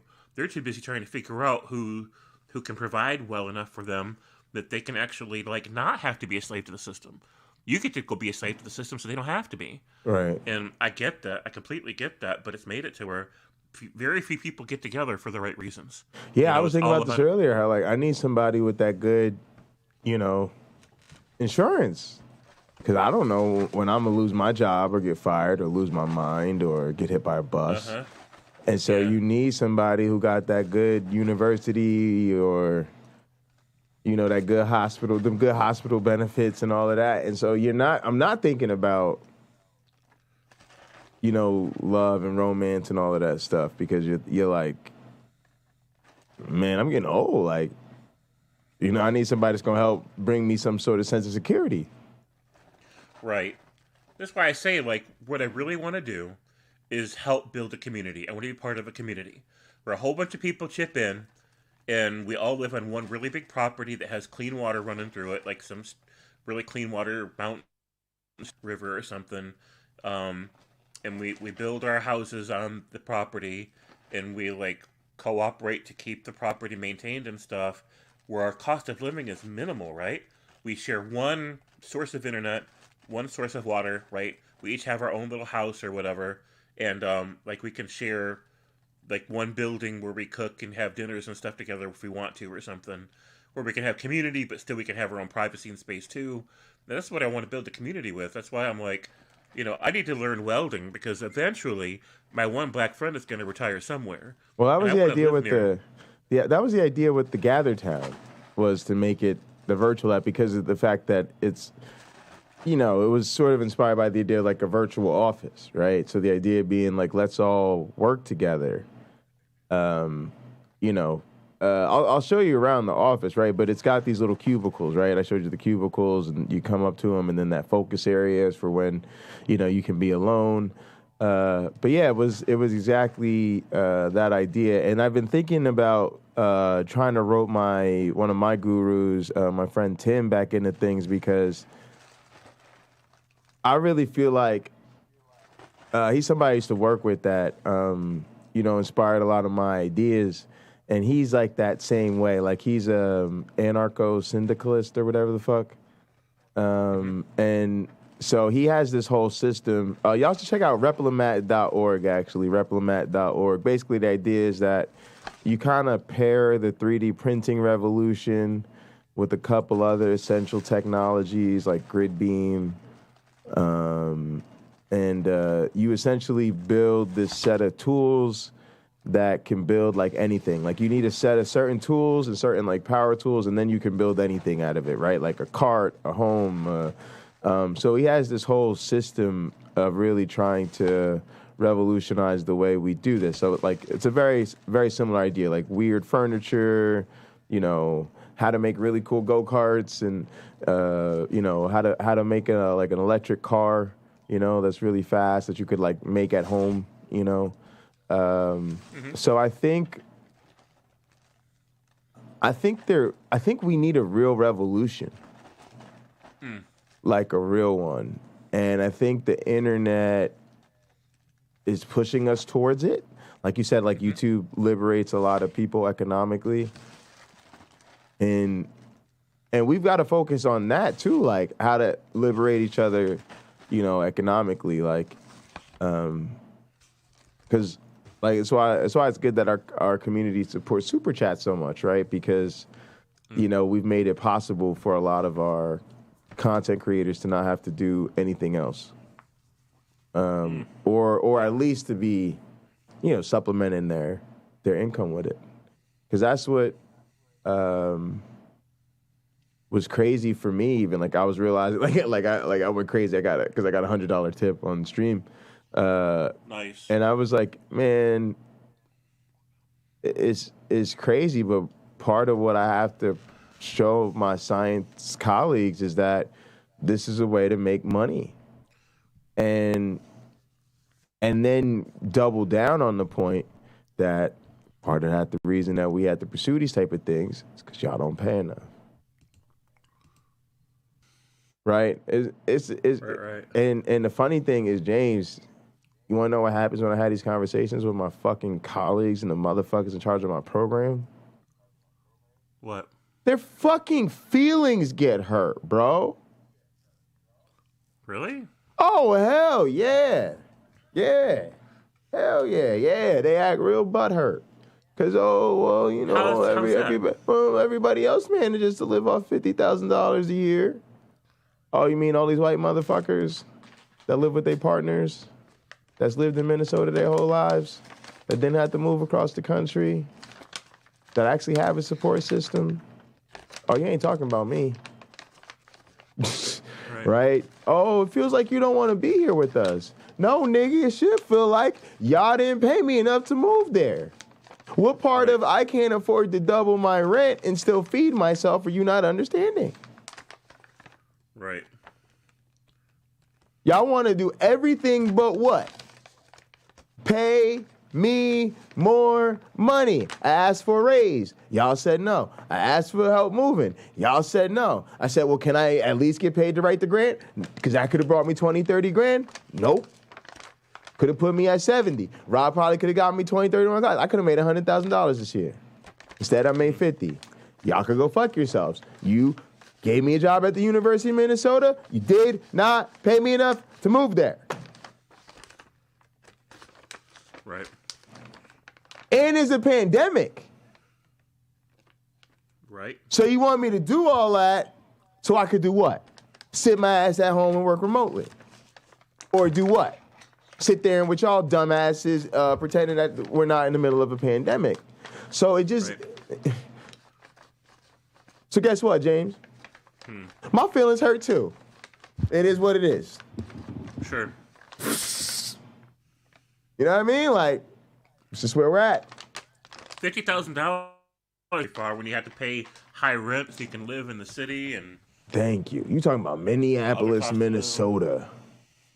And I'm 36 with a PhD. What you think I'm gonna do? Live in a come on now. I'm not living in a 1-bedroom apartment with the lady above me banging on my ceiling because I'm smoking weed and somebody else complaining because I play drunk. Nah, I'm grown. I live in a home where I could do what I got to do. So yeah, you just realize like I'm not willing to throw my standard of living in the trash for an underpaying job. I'm just like, I'm gonna do what I gotta do. If y'all want to get down long term, you already know how to find me. It's called assistant professorship, tenure track job. That's what it is. You know? So if we was talking that 80, 85 that assistant professors get, we'd be having a different conversation. If we was talking that 125, I'm gonna expect as a full professor, we'd be having a different conversation. But as long as y'all talking this postdoc bullshit, you ain't really moving me too much. Right. Yeah. I hear you on that one. Yeah. So in the meantime, in the meantime, that's why the people got to figure out how they can bypass the system and do right for themselves, because internet income as a side hustle is one way to go. Like me personally, like I'm very much a free spirit roaming kind of person. Like even if I was a millionaire, the idea of just traveling around and doing RV and van life stuff and going to like visiting communes and like going up and down the coast and going to festivals and stuff like that, like I don't even need like a regular home. Like, right. I told my kids, like, after I get you guys moved and set up in a different houses coming next year, we got a decent house here, but, like, we don't want to live in Indiana. Once you guys are set and you don't need me here, I'm going to hit the road. I'm going to go experience some life, because I got to get out there. I'm just tired of being cooped up all during COVID and being all detached and stuff, or my social skills are not being more finely honed because I'm not out there, like, right. socializing with people in person. And, I appreciate that we can socialize here in our community. I do. But and I'm always going to want to be part of that. But it's not really a substitute for having a in life connection with other people, physical connections. Right. So I need that too. I Yes. need to get out there, and so I can with portable income, which I've got, but it's just not nearly enough to do everything I want to do. But if I can ramp that up to a certain point, like I'll be happy just to like travel around. Like I can go up and down the coast in my houseboat, and I can travel part of the year with an RV group, and I can go to all kinds of festivals and sometimes go visit friends in other countries and, you know, not stay in one place for too long and, you know, maybe a week here or a season there and then come back home, check on the kids, reconnect, and then go back out again in a couple months. That's how I want to live my life. And I feel like what I wish I'd have done when I was young is done the van life thing before it trended. Like if I could have just, because it used to be that you were a loser if you lived down. It's funny because there was a meme about this recently. Like back in the 70s and 80s, they were like, if you're a loser, you're going to go live in your van down by the lake. And now, if you're a winner, you get to go live in a van down by the lake, because that's the freedom where you got this really nice setup and you can travel anywhere you want to, and it's like the script completely. Well, most flipped, of our but that's jobs what I should be wanna like, do. and that's kind of why I went. That's why kind of part of why I moved towards doing digital evolution work, was because we could be anywhere. You know, and that was way before COVID, but that was part of what attracted me to it, because it was like, as long as I had a laptop, you know. Yeah. I was going like when I was in grad school, dog, I would tell people all the time that I wouldn't see my boss that much. And if I thought about like traveling, like going to visit family or something, like we wouldn't even think about telling our advisor that we were traveling out of town. It wouldn't even occur to me. Yeah. Only time something would happen would be like if somebody said something about a meeting or like a seminar or something important happened. And you'd be like, oh yeah, I was out of town. Oh, I didn't know he was going out of town. Yeah, I was out of town. So, because again, it didn't stop anything. So you didn't think about, but that's how it should be. My mom just took a job in California. She lived in Ohio. She just took a job in California and bought a house in New Jersey. Because again, like, that's the way it should be. If you want talent is everywhere. So you should have a company that could just hire people wherever they want. Now, if you need to work in a lab or work in a factory or make widgets or sling burgers, you can't do that remotely. But a lot of us that work in the service sector, the professional skills, whatever, white collar type jobs, sitting behind a computer, talking on the phone all goddamn day or whatever it is, we don't need to be somewhere specifically to do that. No, we don't. I was just gonna say it would give us some sort of compensation for this compensated work that we do. But that was sort of my trade-off. Was like, look, y'all don't pay me enough, but here's the trade-off. I do what I want, I wear what I want, I work on what I want, and y'all pretty much go away, right? They should be providing you a free place to live while you're working for them. Absolutely. Like, that should just be automatic. And that used to be part of the whole deal, but again, they keep taking shit from us, right? Probably back in the day, like that's part of the thing. If you look up Darwin's dorm room at Cambridge. My teaching mentor Rob uses it as his Zoom backdrop sometime, right? Yeah. You should show it on the screen.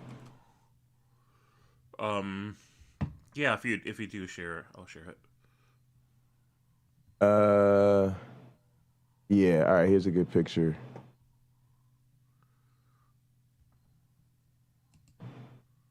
Yeah, so my mentor actually went here to see this because they did a big they're always doing these big Darwin celebrations. Hang on, I'm trying to get back to the damn StreamYard. Here we go. Here we go. Private. What the hell?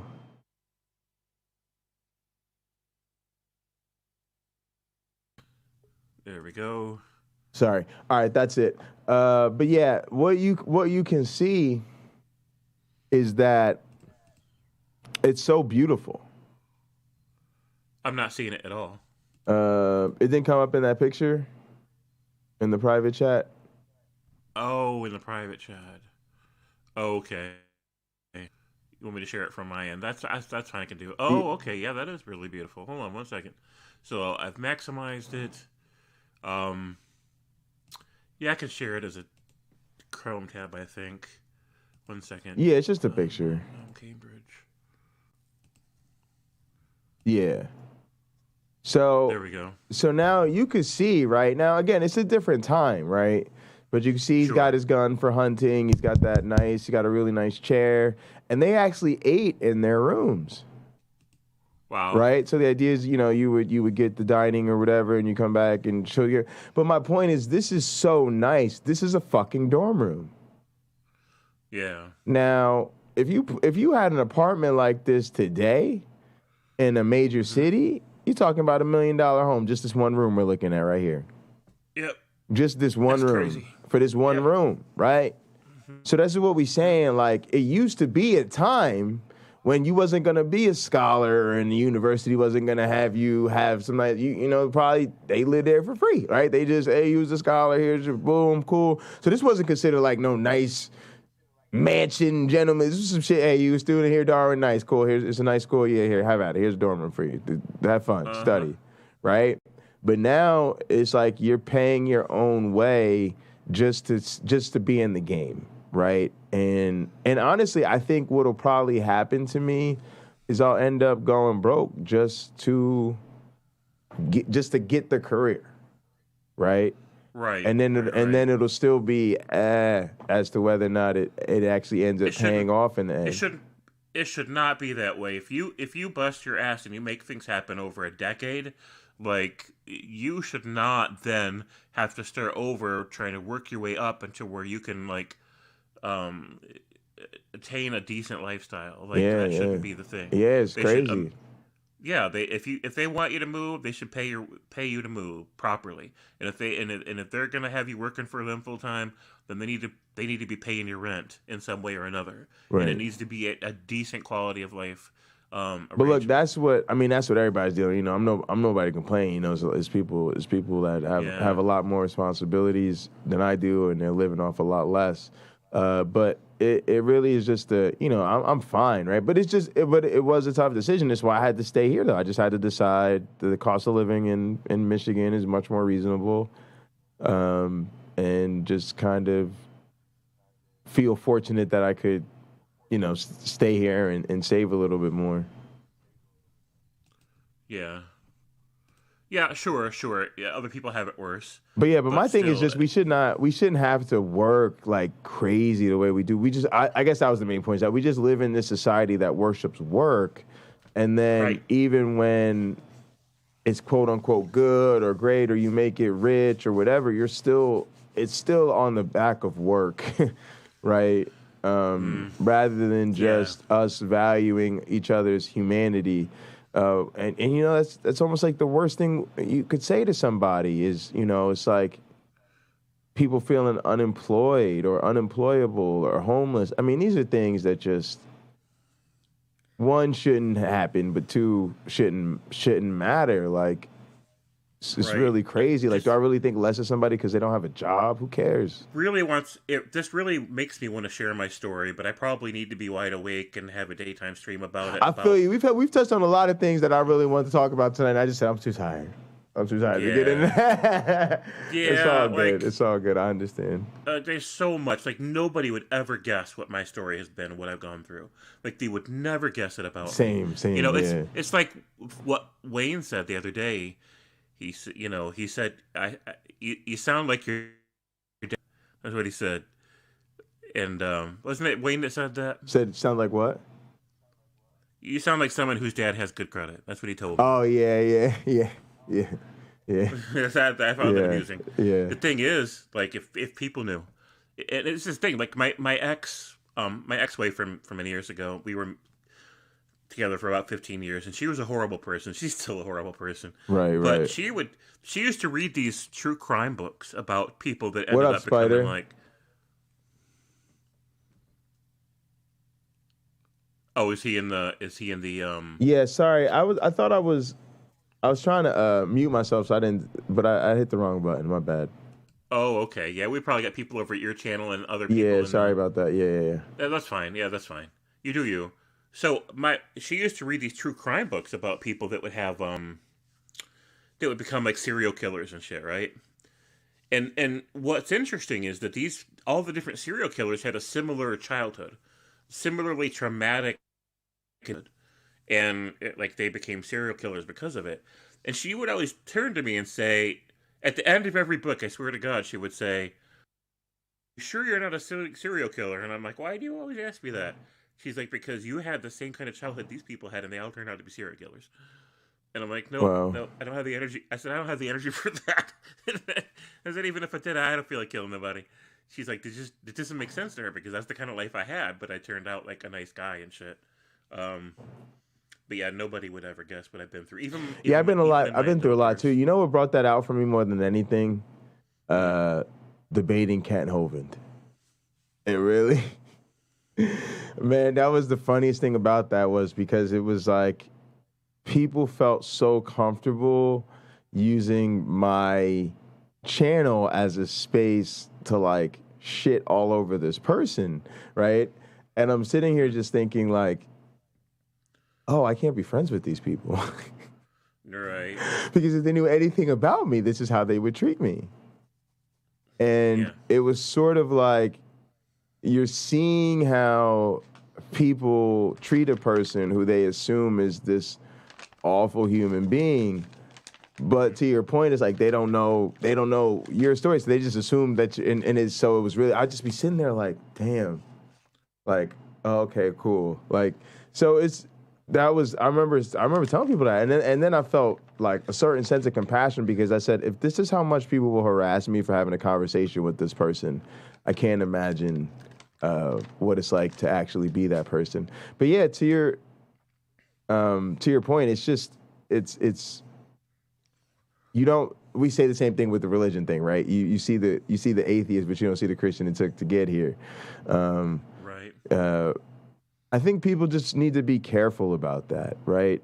People have passed, everybody grows and changes, and just because you like who a person is today doesn't mean that who they were in the past doesn't have a lot in common with the people you dislike.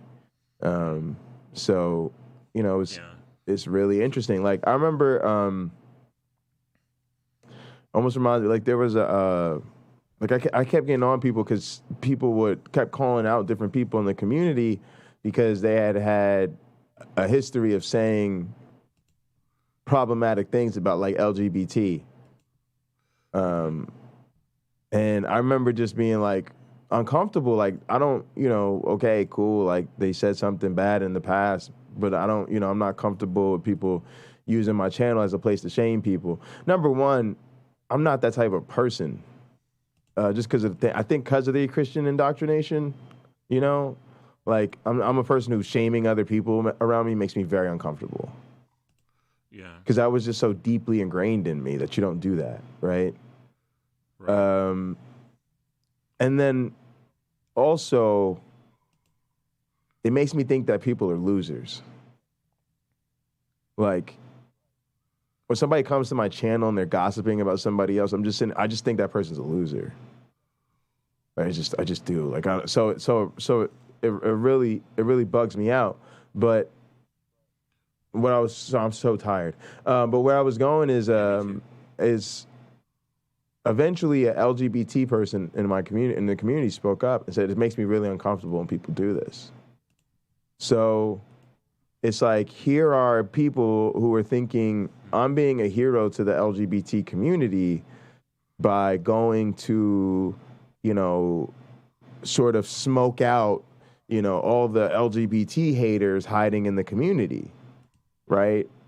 But think about the effect you're really having when you do that. Here we are having a nice little conversation about religion, philosophy, Bible nerd, philosopher shit. And if you're an LGBT person, that's what you're doing, right? You're trying to talk about God, religion. You're doing what everybody else is doing, right? Mm-hmm. But now, the whole thing turns into a fucking LGBT debate. Because somebody came in the chat and said, oh, well, why is this person here? This person said this rude thing about LGBT, blah, blah, blah, blah. Right? And so it's like, they don't want their identity to become the fucking subject matter of fucking YouTube videos that have nothing to do with that shit. They're just trying to live their fucking life. Right. So here you are as a grandstander thinking you're doing something great for LGBT people. All you're doing is making them uncomfortable because they were trying to watch a YouTube video that has about something else. And now all of a sudden, it's like they can't even watch a fucking YouTube video without it becoming an issue. Right. So I just think sometimes our community, like, I get it, y'all. We're victims. We stand up for the little people. We stand up for victims. We're against abuse. We're against violence. We're against, treating people poorly. But we can't treat people poorly as the remedy for treating people poorly. It doesn't work that way. Remember the central motto: hurt people, right? Hurt people, hurt people. So if you do something hurtful to someone because you think they've done something hurtful to someone, we're all just perpetuating the hurt. Right? Yep. And at some point, somebody just has to say, I get it. Everybody's dealing with a lot of pain right now, but let's just stop. Let's just put the brakes on it and leave it there, So that's how, I know I'll probably piss people off that way because they think I'm not standing strong enough on certain progressive issues or whatever. But it's just, I stop at the name and shame. Yeah. Yeah. And I walk that line sometimes. Sometimes I cross it. Like I couldn't decide, like, how much can we talk about Rebecca, right? Like, at what point are we crossing the line and it's just gossip and it's just unnecessary? But at what point is it necessary and productive because she's bringing this to us, right? We're not bringing it to her, and I couldn't I try to stop talking about her entirely now. I feel like I got more to say, but none of it's necessary, so I don't want to say it. But sometimes it's hard to know exactly like where to draw the line in terms of what it's okay to say about somebody when they're not in the room or when they are in the room. But usually it's not hard. Usually something is just plainly, if we're going out of our way to talk shit about somebody just so that we can hate bond against them, then I think we've definitely gone too far at that point. I don't really care about a lot of stuff. Like Sal, like I was supportive of Mike and I have some shit to say about Sal, but at this point, like I don't have any more shit to say about Sal, right? So I don't know. Sometimes it's not black and white and it's kind of tricky. Yeah, no, I agree with that. Yeah. I just want us also to be, I don't know. We all do this weird dance because I'm sitting there thinking I want us to be more graceful than Christians, but then I think we're all too nice. So I don't know. But yeah, it's like I started to feel like atheists had started to be that unforgivable sin culture. And again, I'm just guilty of it because I've done shit that people would consider unforgivable, like hurting friends and loved ones or, breaking the law, right? So, if you've broken the law and been punished for doing so, you don't really feel good morally grandstanding about other people, right? Right. When you're playing with your pet fish and it bites your finger. Sorry. I shouldn't. I'm just being a fucker. So go ahead. Keep No. You're good. That's pretty much it. So yeah, I feel the same way about it. Really, try to be fair. I'm not always right that I failed to draw the line where I needed to draw it, but I mean, there we are. So has Rebecca put anything else out? I don't think so. I guess she told somebody in our community that she's not mad at me. But I thought, she would be if she knows what else I have to say about it. She would be mad. Yeah, but yeah. That I should stop, right? I should just stop. I shouldn't feed that at all, right? Oh, good night, Carrie Ann. It's good to have you here, and I hope you rest well tonight. So you're gonna miss some hilarious pictures that I'm sharing from my Facebook, but still, it's good to have you here. For sure. All right, man. Well, I'm gonna probably go in the Pinochle room for a little bit, but yeah, I was. This is really nice. Thanks so much for doing this, James. I want to get us all in Gather Town, and I think if you hold it down here in the Cheers room, it'll help people kind of get in there and watch the stream, and we'll keep working on it. I am gonna try to get it set up so that we have like theater areas. That's kind of what I'm trying to get going here, right? That it'll be set up like a theater. That way people can come just kind of hang at like the Cheers kind of bar vibe. But then, if you're live, then you can be on stage kind of, holding it down, or I could come over here and stream and stuff too. So appreciate it, and let's just stay on it, the next week or so, and I'll make sure you get everything set up and go from there. All right, man. And Sounds good. So. yeah, I'm probably just gonna play some cards and chill, and then get some sleep. So I'll probably actually head over to the casino myself. Sounds good, man. Have a great rest of the night. Yeah. I love this one. This kite sucks. Right. Oh, that's hilarious. All right, James. I'll see you, bro. Right, peace.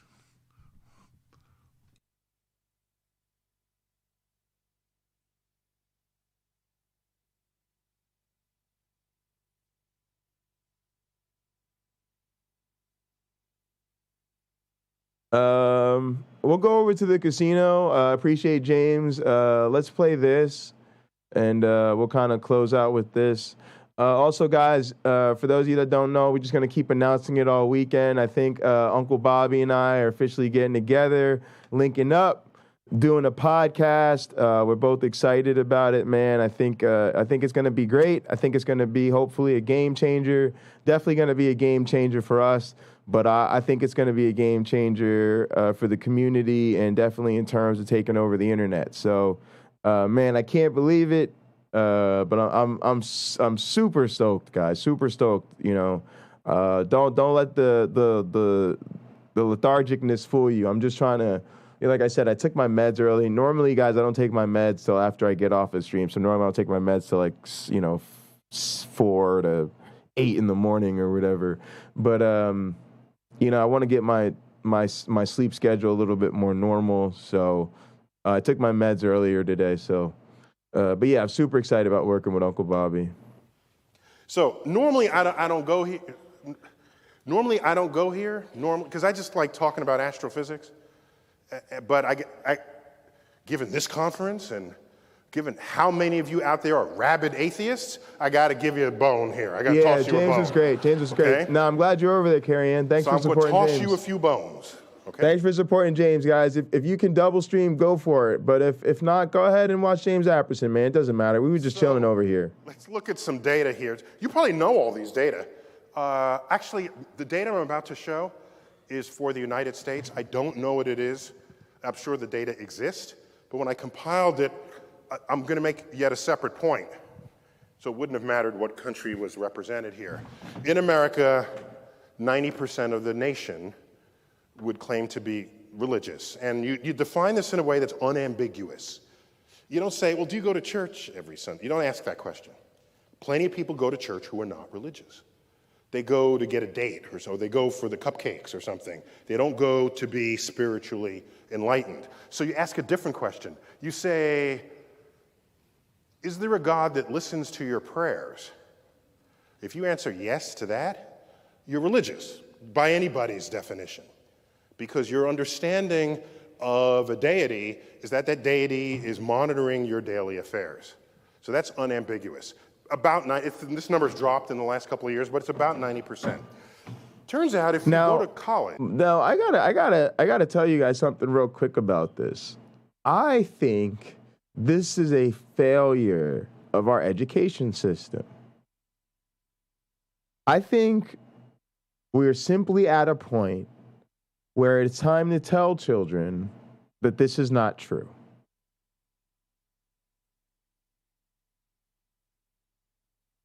Neil deGrasse Tyson is really inspirational to me in sort of the evolution of this equal time thing. But he talks about this a lot. And this is the real problem we have on the internet, is that we're giving equal time to these things. Like he says, you wouldn't give equal time to someone saying that the Earth is the center of the universe, or that the sun's going around the Earth. You just wouldn't. But we still do this. And I just think it's time to say we know enough now about why we believe, to just tell people, hey, a lot of people believe that there's a God that answers your prayers, but there just simply isn't. I'm kind of poking around here for this other video, but I'll go ahead and play this. and get an advanced degree, a master's or a doctorate, where these are degrees where you actually question the state of existing knowledge. The undergraduate degree doesn't really do that. You're learning from textbooks that are written by somebody else. Now, guys, this is not a knock on undergraduate education, right? Undergraduate education is the foundation of higher education. You got to be an undergrad before you can do a master's or a doctorate. But this is deeply woven into the tradition, and it's even true about some master's programs. And what they traditionally refer to this as is reading for a degree. It sounds weird, reading for a degree. Right, how to use the UK verb reading to mean studying or majoring, right? I'm not a native peaker. I was told that I'm currently studying something at university. I should say I'm majoring in blah.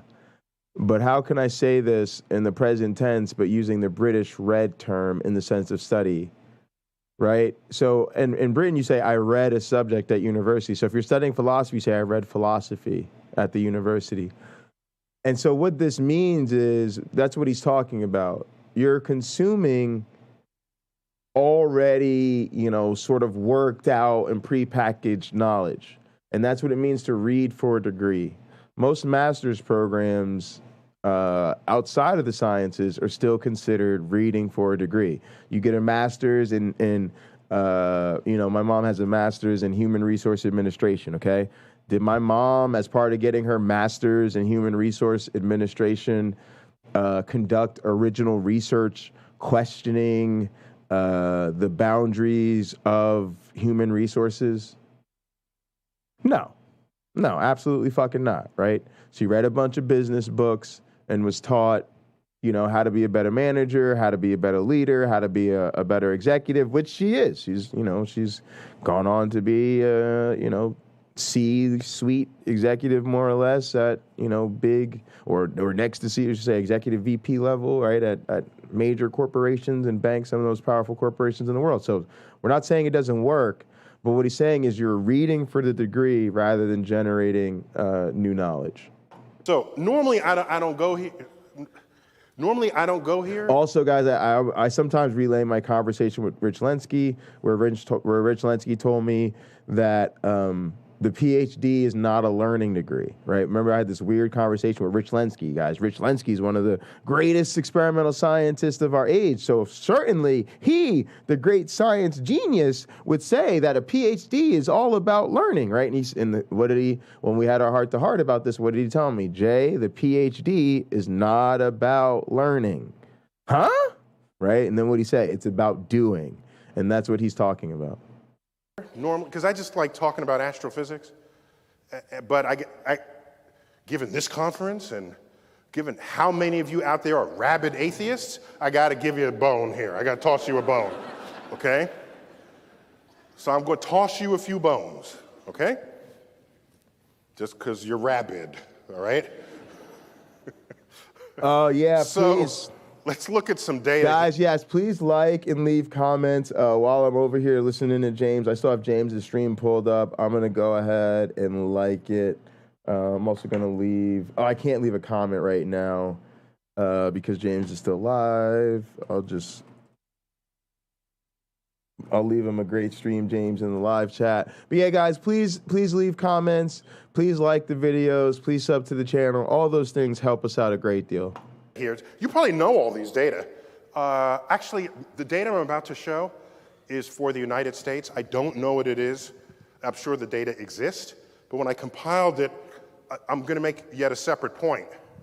So it wouldn't have mattered what country was represented here. In America, 90% of the nation would claim to be religious. And you define this in a way that's unambiguous. You don't say, well, do you go to church every Sunday? You don't ask that question. Plenty of people go to church who don't go. I think he went back. Daily affairs. So that's unambiguous. These are degrees where you advanced degree, a master's or a doctorate, where these are degrees where you actually I don't know what happened there, question guys. the state of existing knowledge. The undergraduate degree doesn't really do that. You're learning from textbooks that are written by somebody else. Your doctrines are already there. The higher degrees imply that you are questioning the very fabric of the knowledge you had previously learned. Among that community, it's 60%. It has dropped. Yes, Carrie Ann, they're deciding based on emotional responses. Yeah, I've been thinking about this a lot with my family. I guess the news there, you guys know I talk a lot about my own personal, journey with my own family. And I think for some reason, guys, this is the first year where, don't get me wrong, there have been holidays I haven't gone home, or holidays that I didn't really want to go home, or it was just part of the motions. But this is a very different thing that I'm experiencing this year, where I think for the first time in my adult life, I'm actually being able to sort of point out and name my holiday dread. This experience of not wanting to go home to be with my family during the holidays. And it's very strange because it's an emotionally difficult year to feel this way. As I said, I should have moved to Minnesota this year, or last year, really last year. And to be feeling like, I finished my PhD, right? And I finally, 3 eternities in graduate school, I'm finally done. And I didn't get to celebrate. I didn't get to walk. I didn't get to go to graduation. I didn't get to wear my robe. It's part of the reason I probably wear robes so much on streams. I didn't get to graduate. I didn't get to wear my robe. I didn't get to, hug my advisor or any of those things. That's don't pity me. I mean, everybody, we've all got our COVID stories. All of our lives were put on hold, and we all missed life moments as a result. But yeah, it's a real struggle. And anyway, it's the first time I get to go home and, be with my family. And my mom is moving back to New Jersey. Like I said, she moved back to New Jersey. They're already in New Jersey to live with my grandparents. And so this is sort of the first holiday where I think, everything would be at my mom's house. And, rather than, growing up, all the holiday dinners were at my grandmother's house. And so it was like, everybody was at my grandparents' house, 3 or 4 generations under one roof. And that's how we came up. And that's what I miss. That's where, that's where a lot of my bond with OG Roddy comes from, right? Hang on.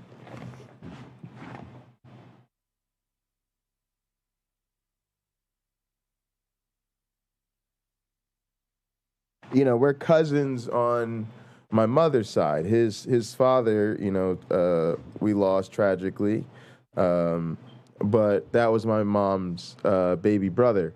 And so it's like, a lot of our bond came from being at my grandmother's house for Thanksgiving, Christmas, Easter, stuff like that, hanging out, playing video games together, playing basketball, whatever the case might be, having him come visit us in the Poconos, whatever it was. So now it's weird because it's like we lost that, right? We lost that for decades because everybody grew up and my grandparents moved to the church house and everything. And so now it's like it's finally going to be coming back. It's finally going to be hang on a sec, y'all. I want to...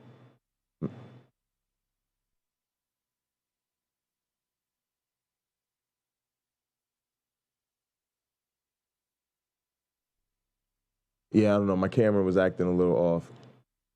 I think it still might be. I don't know. It's weird. Yeah, I think my camera's off. So anyway, let me change scenes.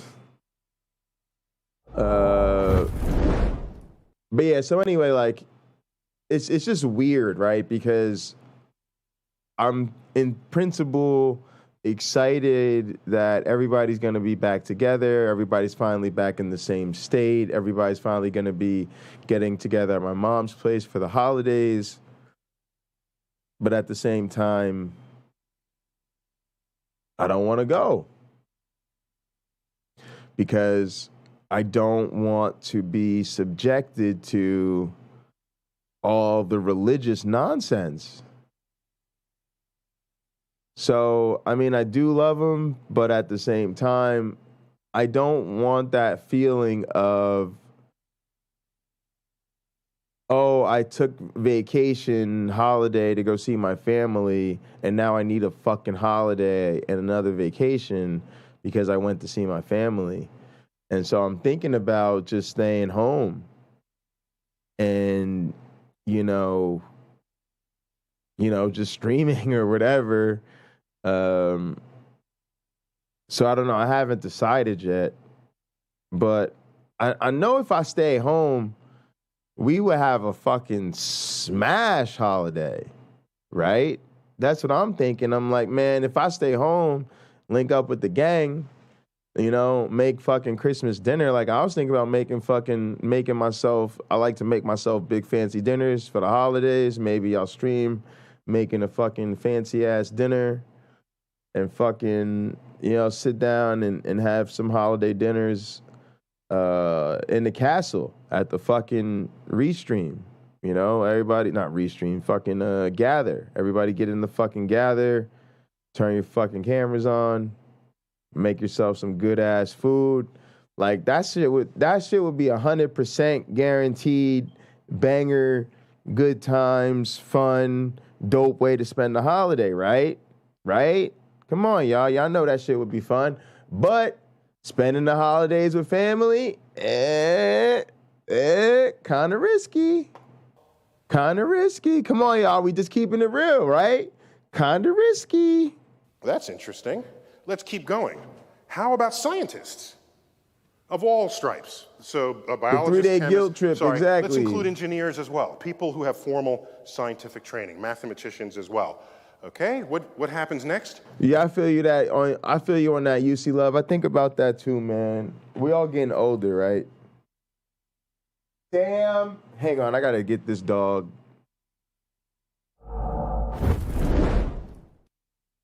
Drops to 40%. Now, if you look at this number, it looks like, wow, so scientists, the public is 90%, scientists are 40%. No, the drop is not that significant because every scientist has an advanced degree. So in fact, the drop is not from 90 to 40, the drop is from 60 to 40. So becoming a scientist is not as big an effect on whether you're religious as you might otherwise think. Most of the drop comes because you're educated beyond the level of college. So that's 40%. So now you go to elite scientists, members of the National Academy, highly accomplished subset among scientists, the number drops to 7%. There was a headline in Nature, the British journal Nature, which said, after this study was released, 93% of elite scientists reject God. So that was supposed to be a shocking headline. And I look at that and I said, that's not even interesting. That was the trend line anyway. What's more interesting, which was not the headline, is that 7% of elite scientists pray to a God. Isn't that a more interesting fact to you? Isn't that kind of interesting? The most accomplished scientists in the world, in that community, 7% of them still pray to a personal God. I think that is deserving of more study than the 93% who don't. Because something's going on there. We don't know what. And I have confronted people on this. I would say, to the most sort of vociferous in the atheist community, I would say, you're beating the public over the head, telling them, why are you doing it? And I'm thinking, before you beat the public, why don't you beat them over the head, okay? No, I'm just saying, if you're gonna rank, understand that first, because if you can't convert that 7%, you've got no hope in the general public. That's all I'm saying. This is among the ranks of the scientifically educated. Now, philosophers basically invented atheism. And if you do this, if you check the statistic for philosophers, it's below 1%. There are no religious. The only religious philosophers there are, they're like theologian philosophers, all right? If you subtract the theologic philosophers, this number is essentially 0, all right? So they're basically birthed atheism, the philosophers. And there's this talk, I don't know here in Australia, does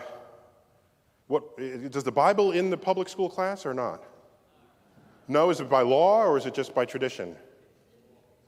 Is it by law? Okay, so in America there's this understanding that the state and the church are separate. And by and large, that's been honored for most of the history of the country, by and large. And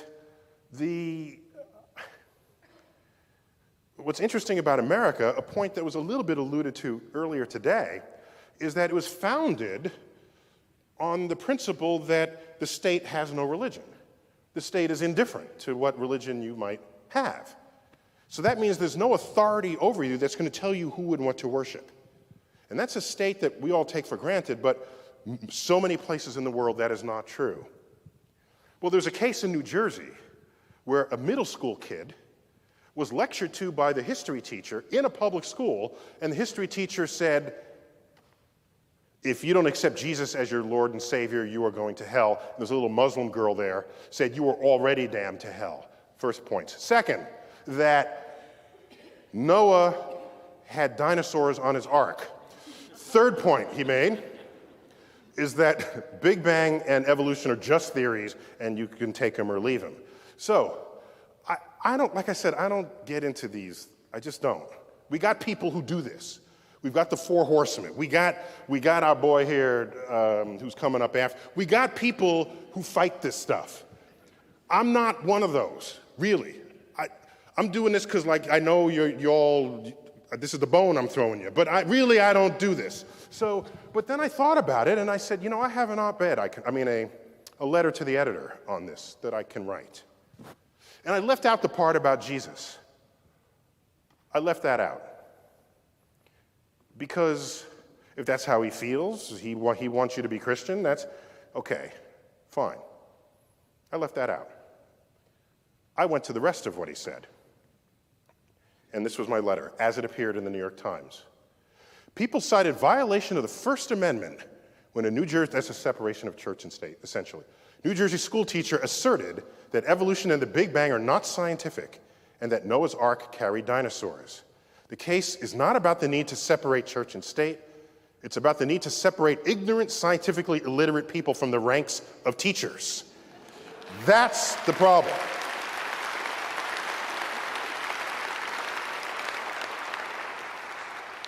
If he wants to believe Jesus is his savior, that's not synonymous with being scientifically illiterate, because 40% of American scientists pray to a personal God. What is identical with being scientifically literate is that if Noah was a human being, he did not have dinosaurs on his ark, because humans and dinosaurs did not coexist, all right? Every one of those scientists knows that, even the 40% who pray to God. So this is how I've sort of split the kingdom there. Then you get the billboard wars. Okay, this was fun. Big Bang Theory. You got to be kidding. God. All right. So this goes on. This is what we put up with, all right? So then there was like, let's come back. Praise Darwin, evolved beyond belief. Freedom from religion founded. So the billboard wars are in progress here. There's some people who are like okay with God and okay with sort of how things evolve, so they ride the fence. So here's a bumper sticker. The Big Bang Theory, God spoke and bang, it happened, So they're excited about both, God and the Big Bang. But then we had this idiot back in May, Judgment Day. Did this Judgment Day stuff reach below the equator? Jeez, okay. Yeah, it was. Now the good thing is unlike other predictions, like Jesus will come one day, this had a date, okay? You could test it. This was like easy to test. You just sort of wait around for it, all right? So Now, it turns out that May 21st was only the day Jesus was supposed to show up. The actual end of the world is October 21st. So the end of the world is still to come this year. This is directly from the website. So I had to tweet. So this was May 21st. So on May 21st, or May 20th, I tweeted this. If Jesus actually arrives May 21st, it'll be easy to convince skeptics. If he doesn't show up, do the faithful become atheists? That was my question. Now, in a Twitter stream, it's a live conversation with complete strangers. Everybody depositing their 140 characters worth of thought. So here this is. There was a huge reaction to that tweet. Now, you would expect that most of my followers, or at least a big fraction of them, would be sort of atheistic. So you'd expect people to say, this guy's an idiot, why are we even spending any time on them?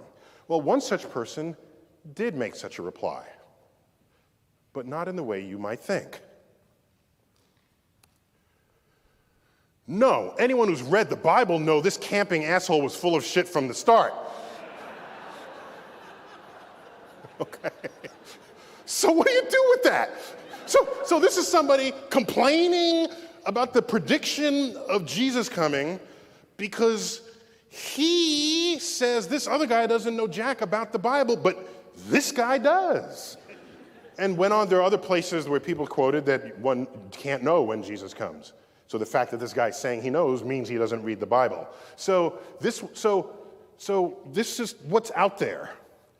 People who are ready to vociferously argue about who knows the Bible the least.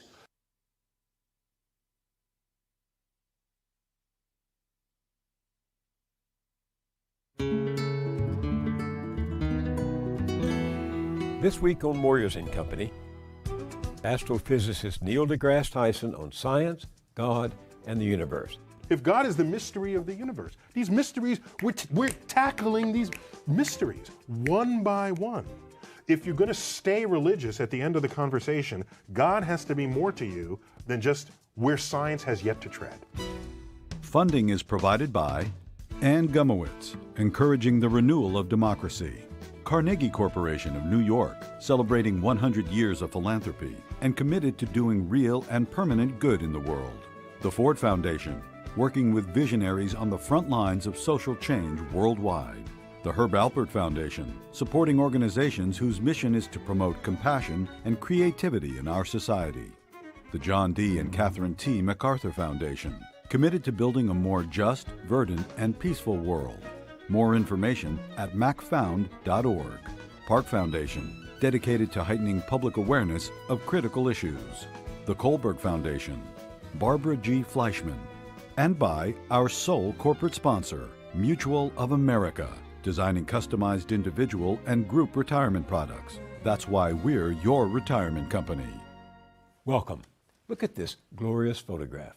It was taken by a NASA space telescope and shows the remains of a supernova, an exploded star, 17,000 light years away from us, back when here on planet Earth, we were still in the Stone Age. Now hold your hand up to the screen and see how the photo resembles the X-ray of some large celestial.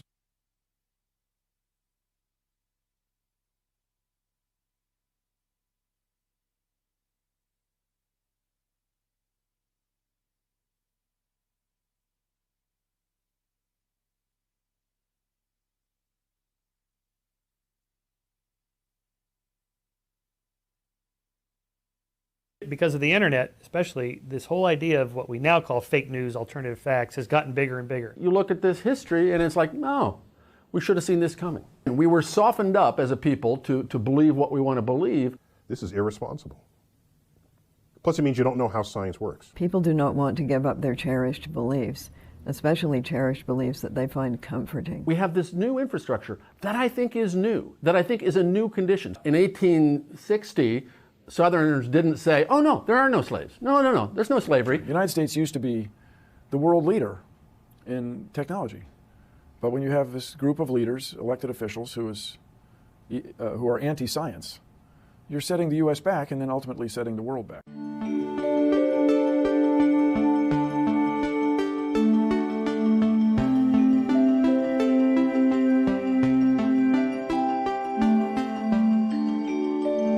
Americans have always been magical thinkers and passionate believers in the untrue. We were started by the Puritans in the passionate believers in the untrue. I think we're going to get into that tomorrow for late night Counter-Apologetics.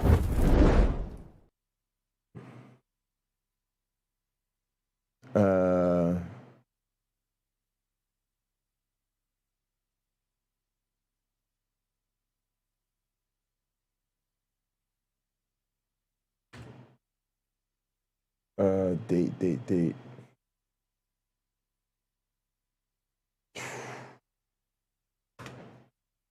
All right, gang. Appreciate everybody for showing up. Sorry about that. I had to take care of Sam. I will head over to the casino. I just want to relax, have some fun. I'm tired. I want to relax, play some cards real quick, and then, have a fun overnight stream and get back at it tomorrow. Thanks so much to everybody for tuning in. I really, really appreciate it. Let's go to the casino. In the name of the Darwin, the Dawkins, and the Christopher Hitchens. Science bless you all. Poof.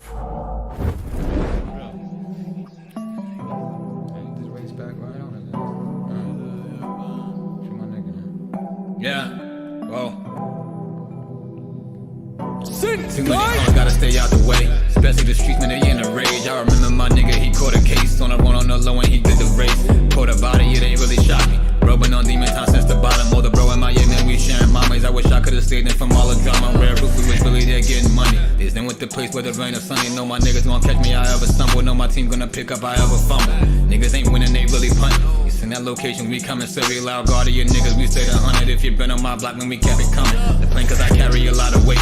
FaceTime with my baby, make sure we straight. Breakfast with A, with a start my day. Chop it with Henny and talk with A. Yo, we crack it's my dog and we get it back. Champion style, taking devil crash. And somehow I still go and I get the cash. But it ain't never been about the bag. I've been dipping in fashion, I'm about to spaz. Latest release like the sneakers app. So that don't worth more if you sell it fast. Made more off the merch than I did off rap. Made more than my merch than you did off rap. Yeah. Made more off the merch off rap, and I ain't even had to mention my DJ Sass, yeah. Said I'm gone. Said I'm gone. I said I'm gone. I said I'm gone. I said I'm gone.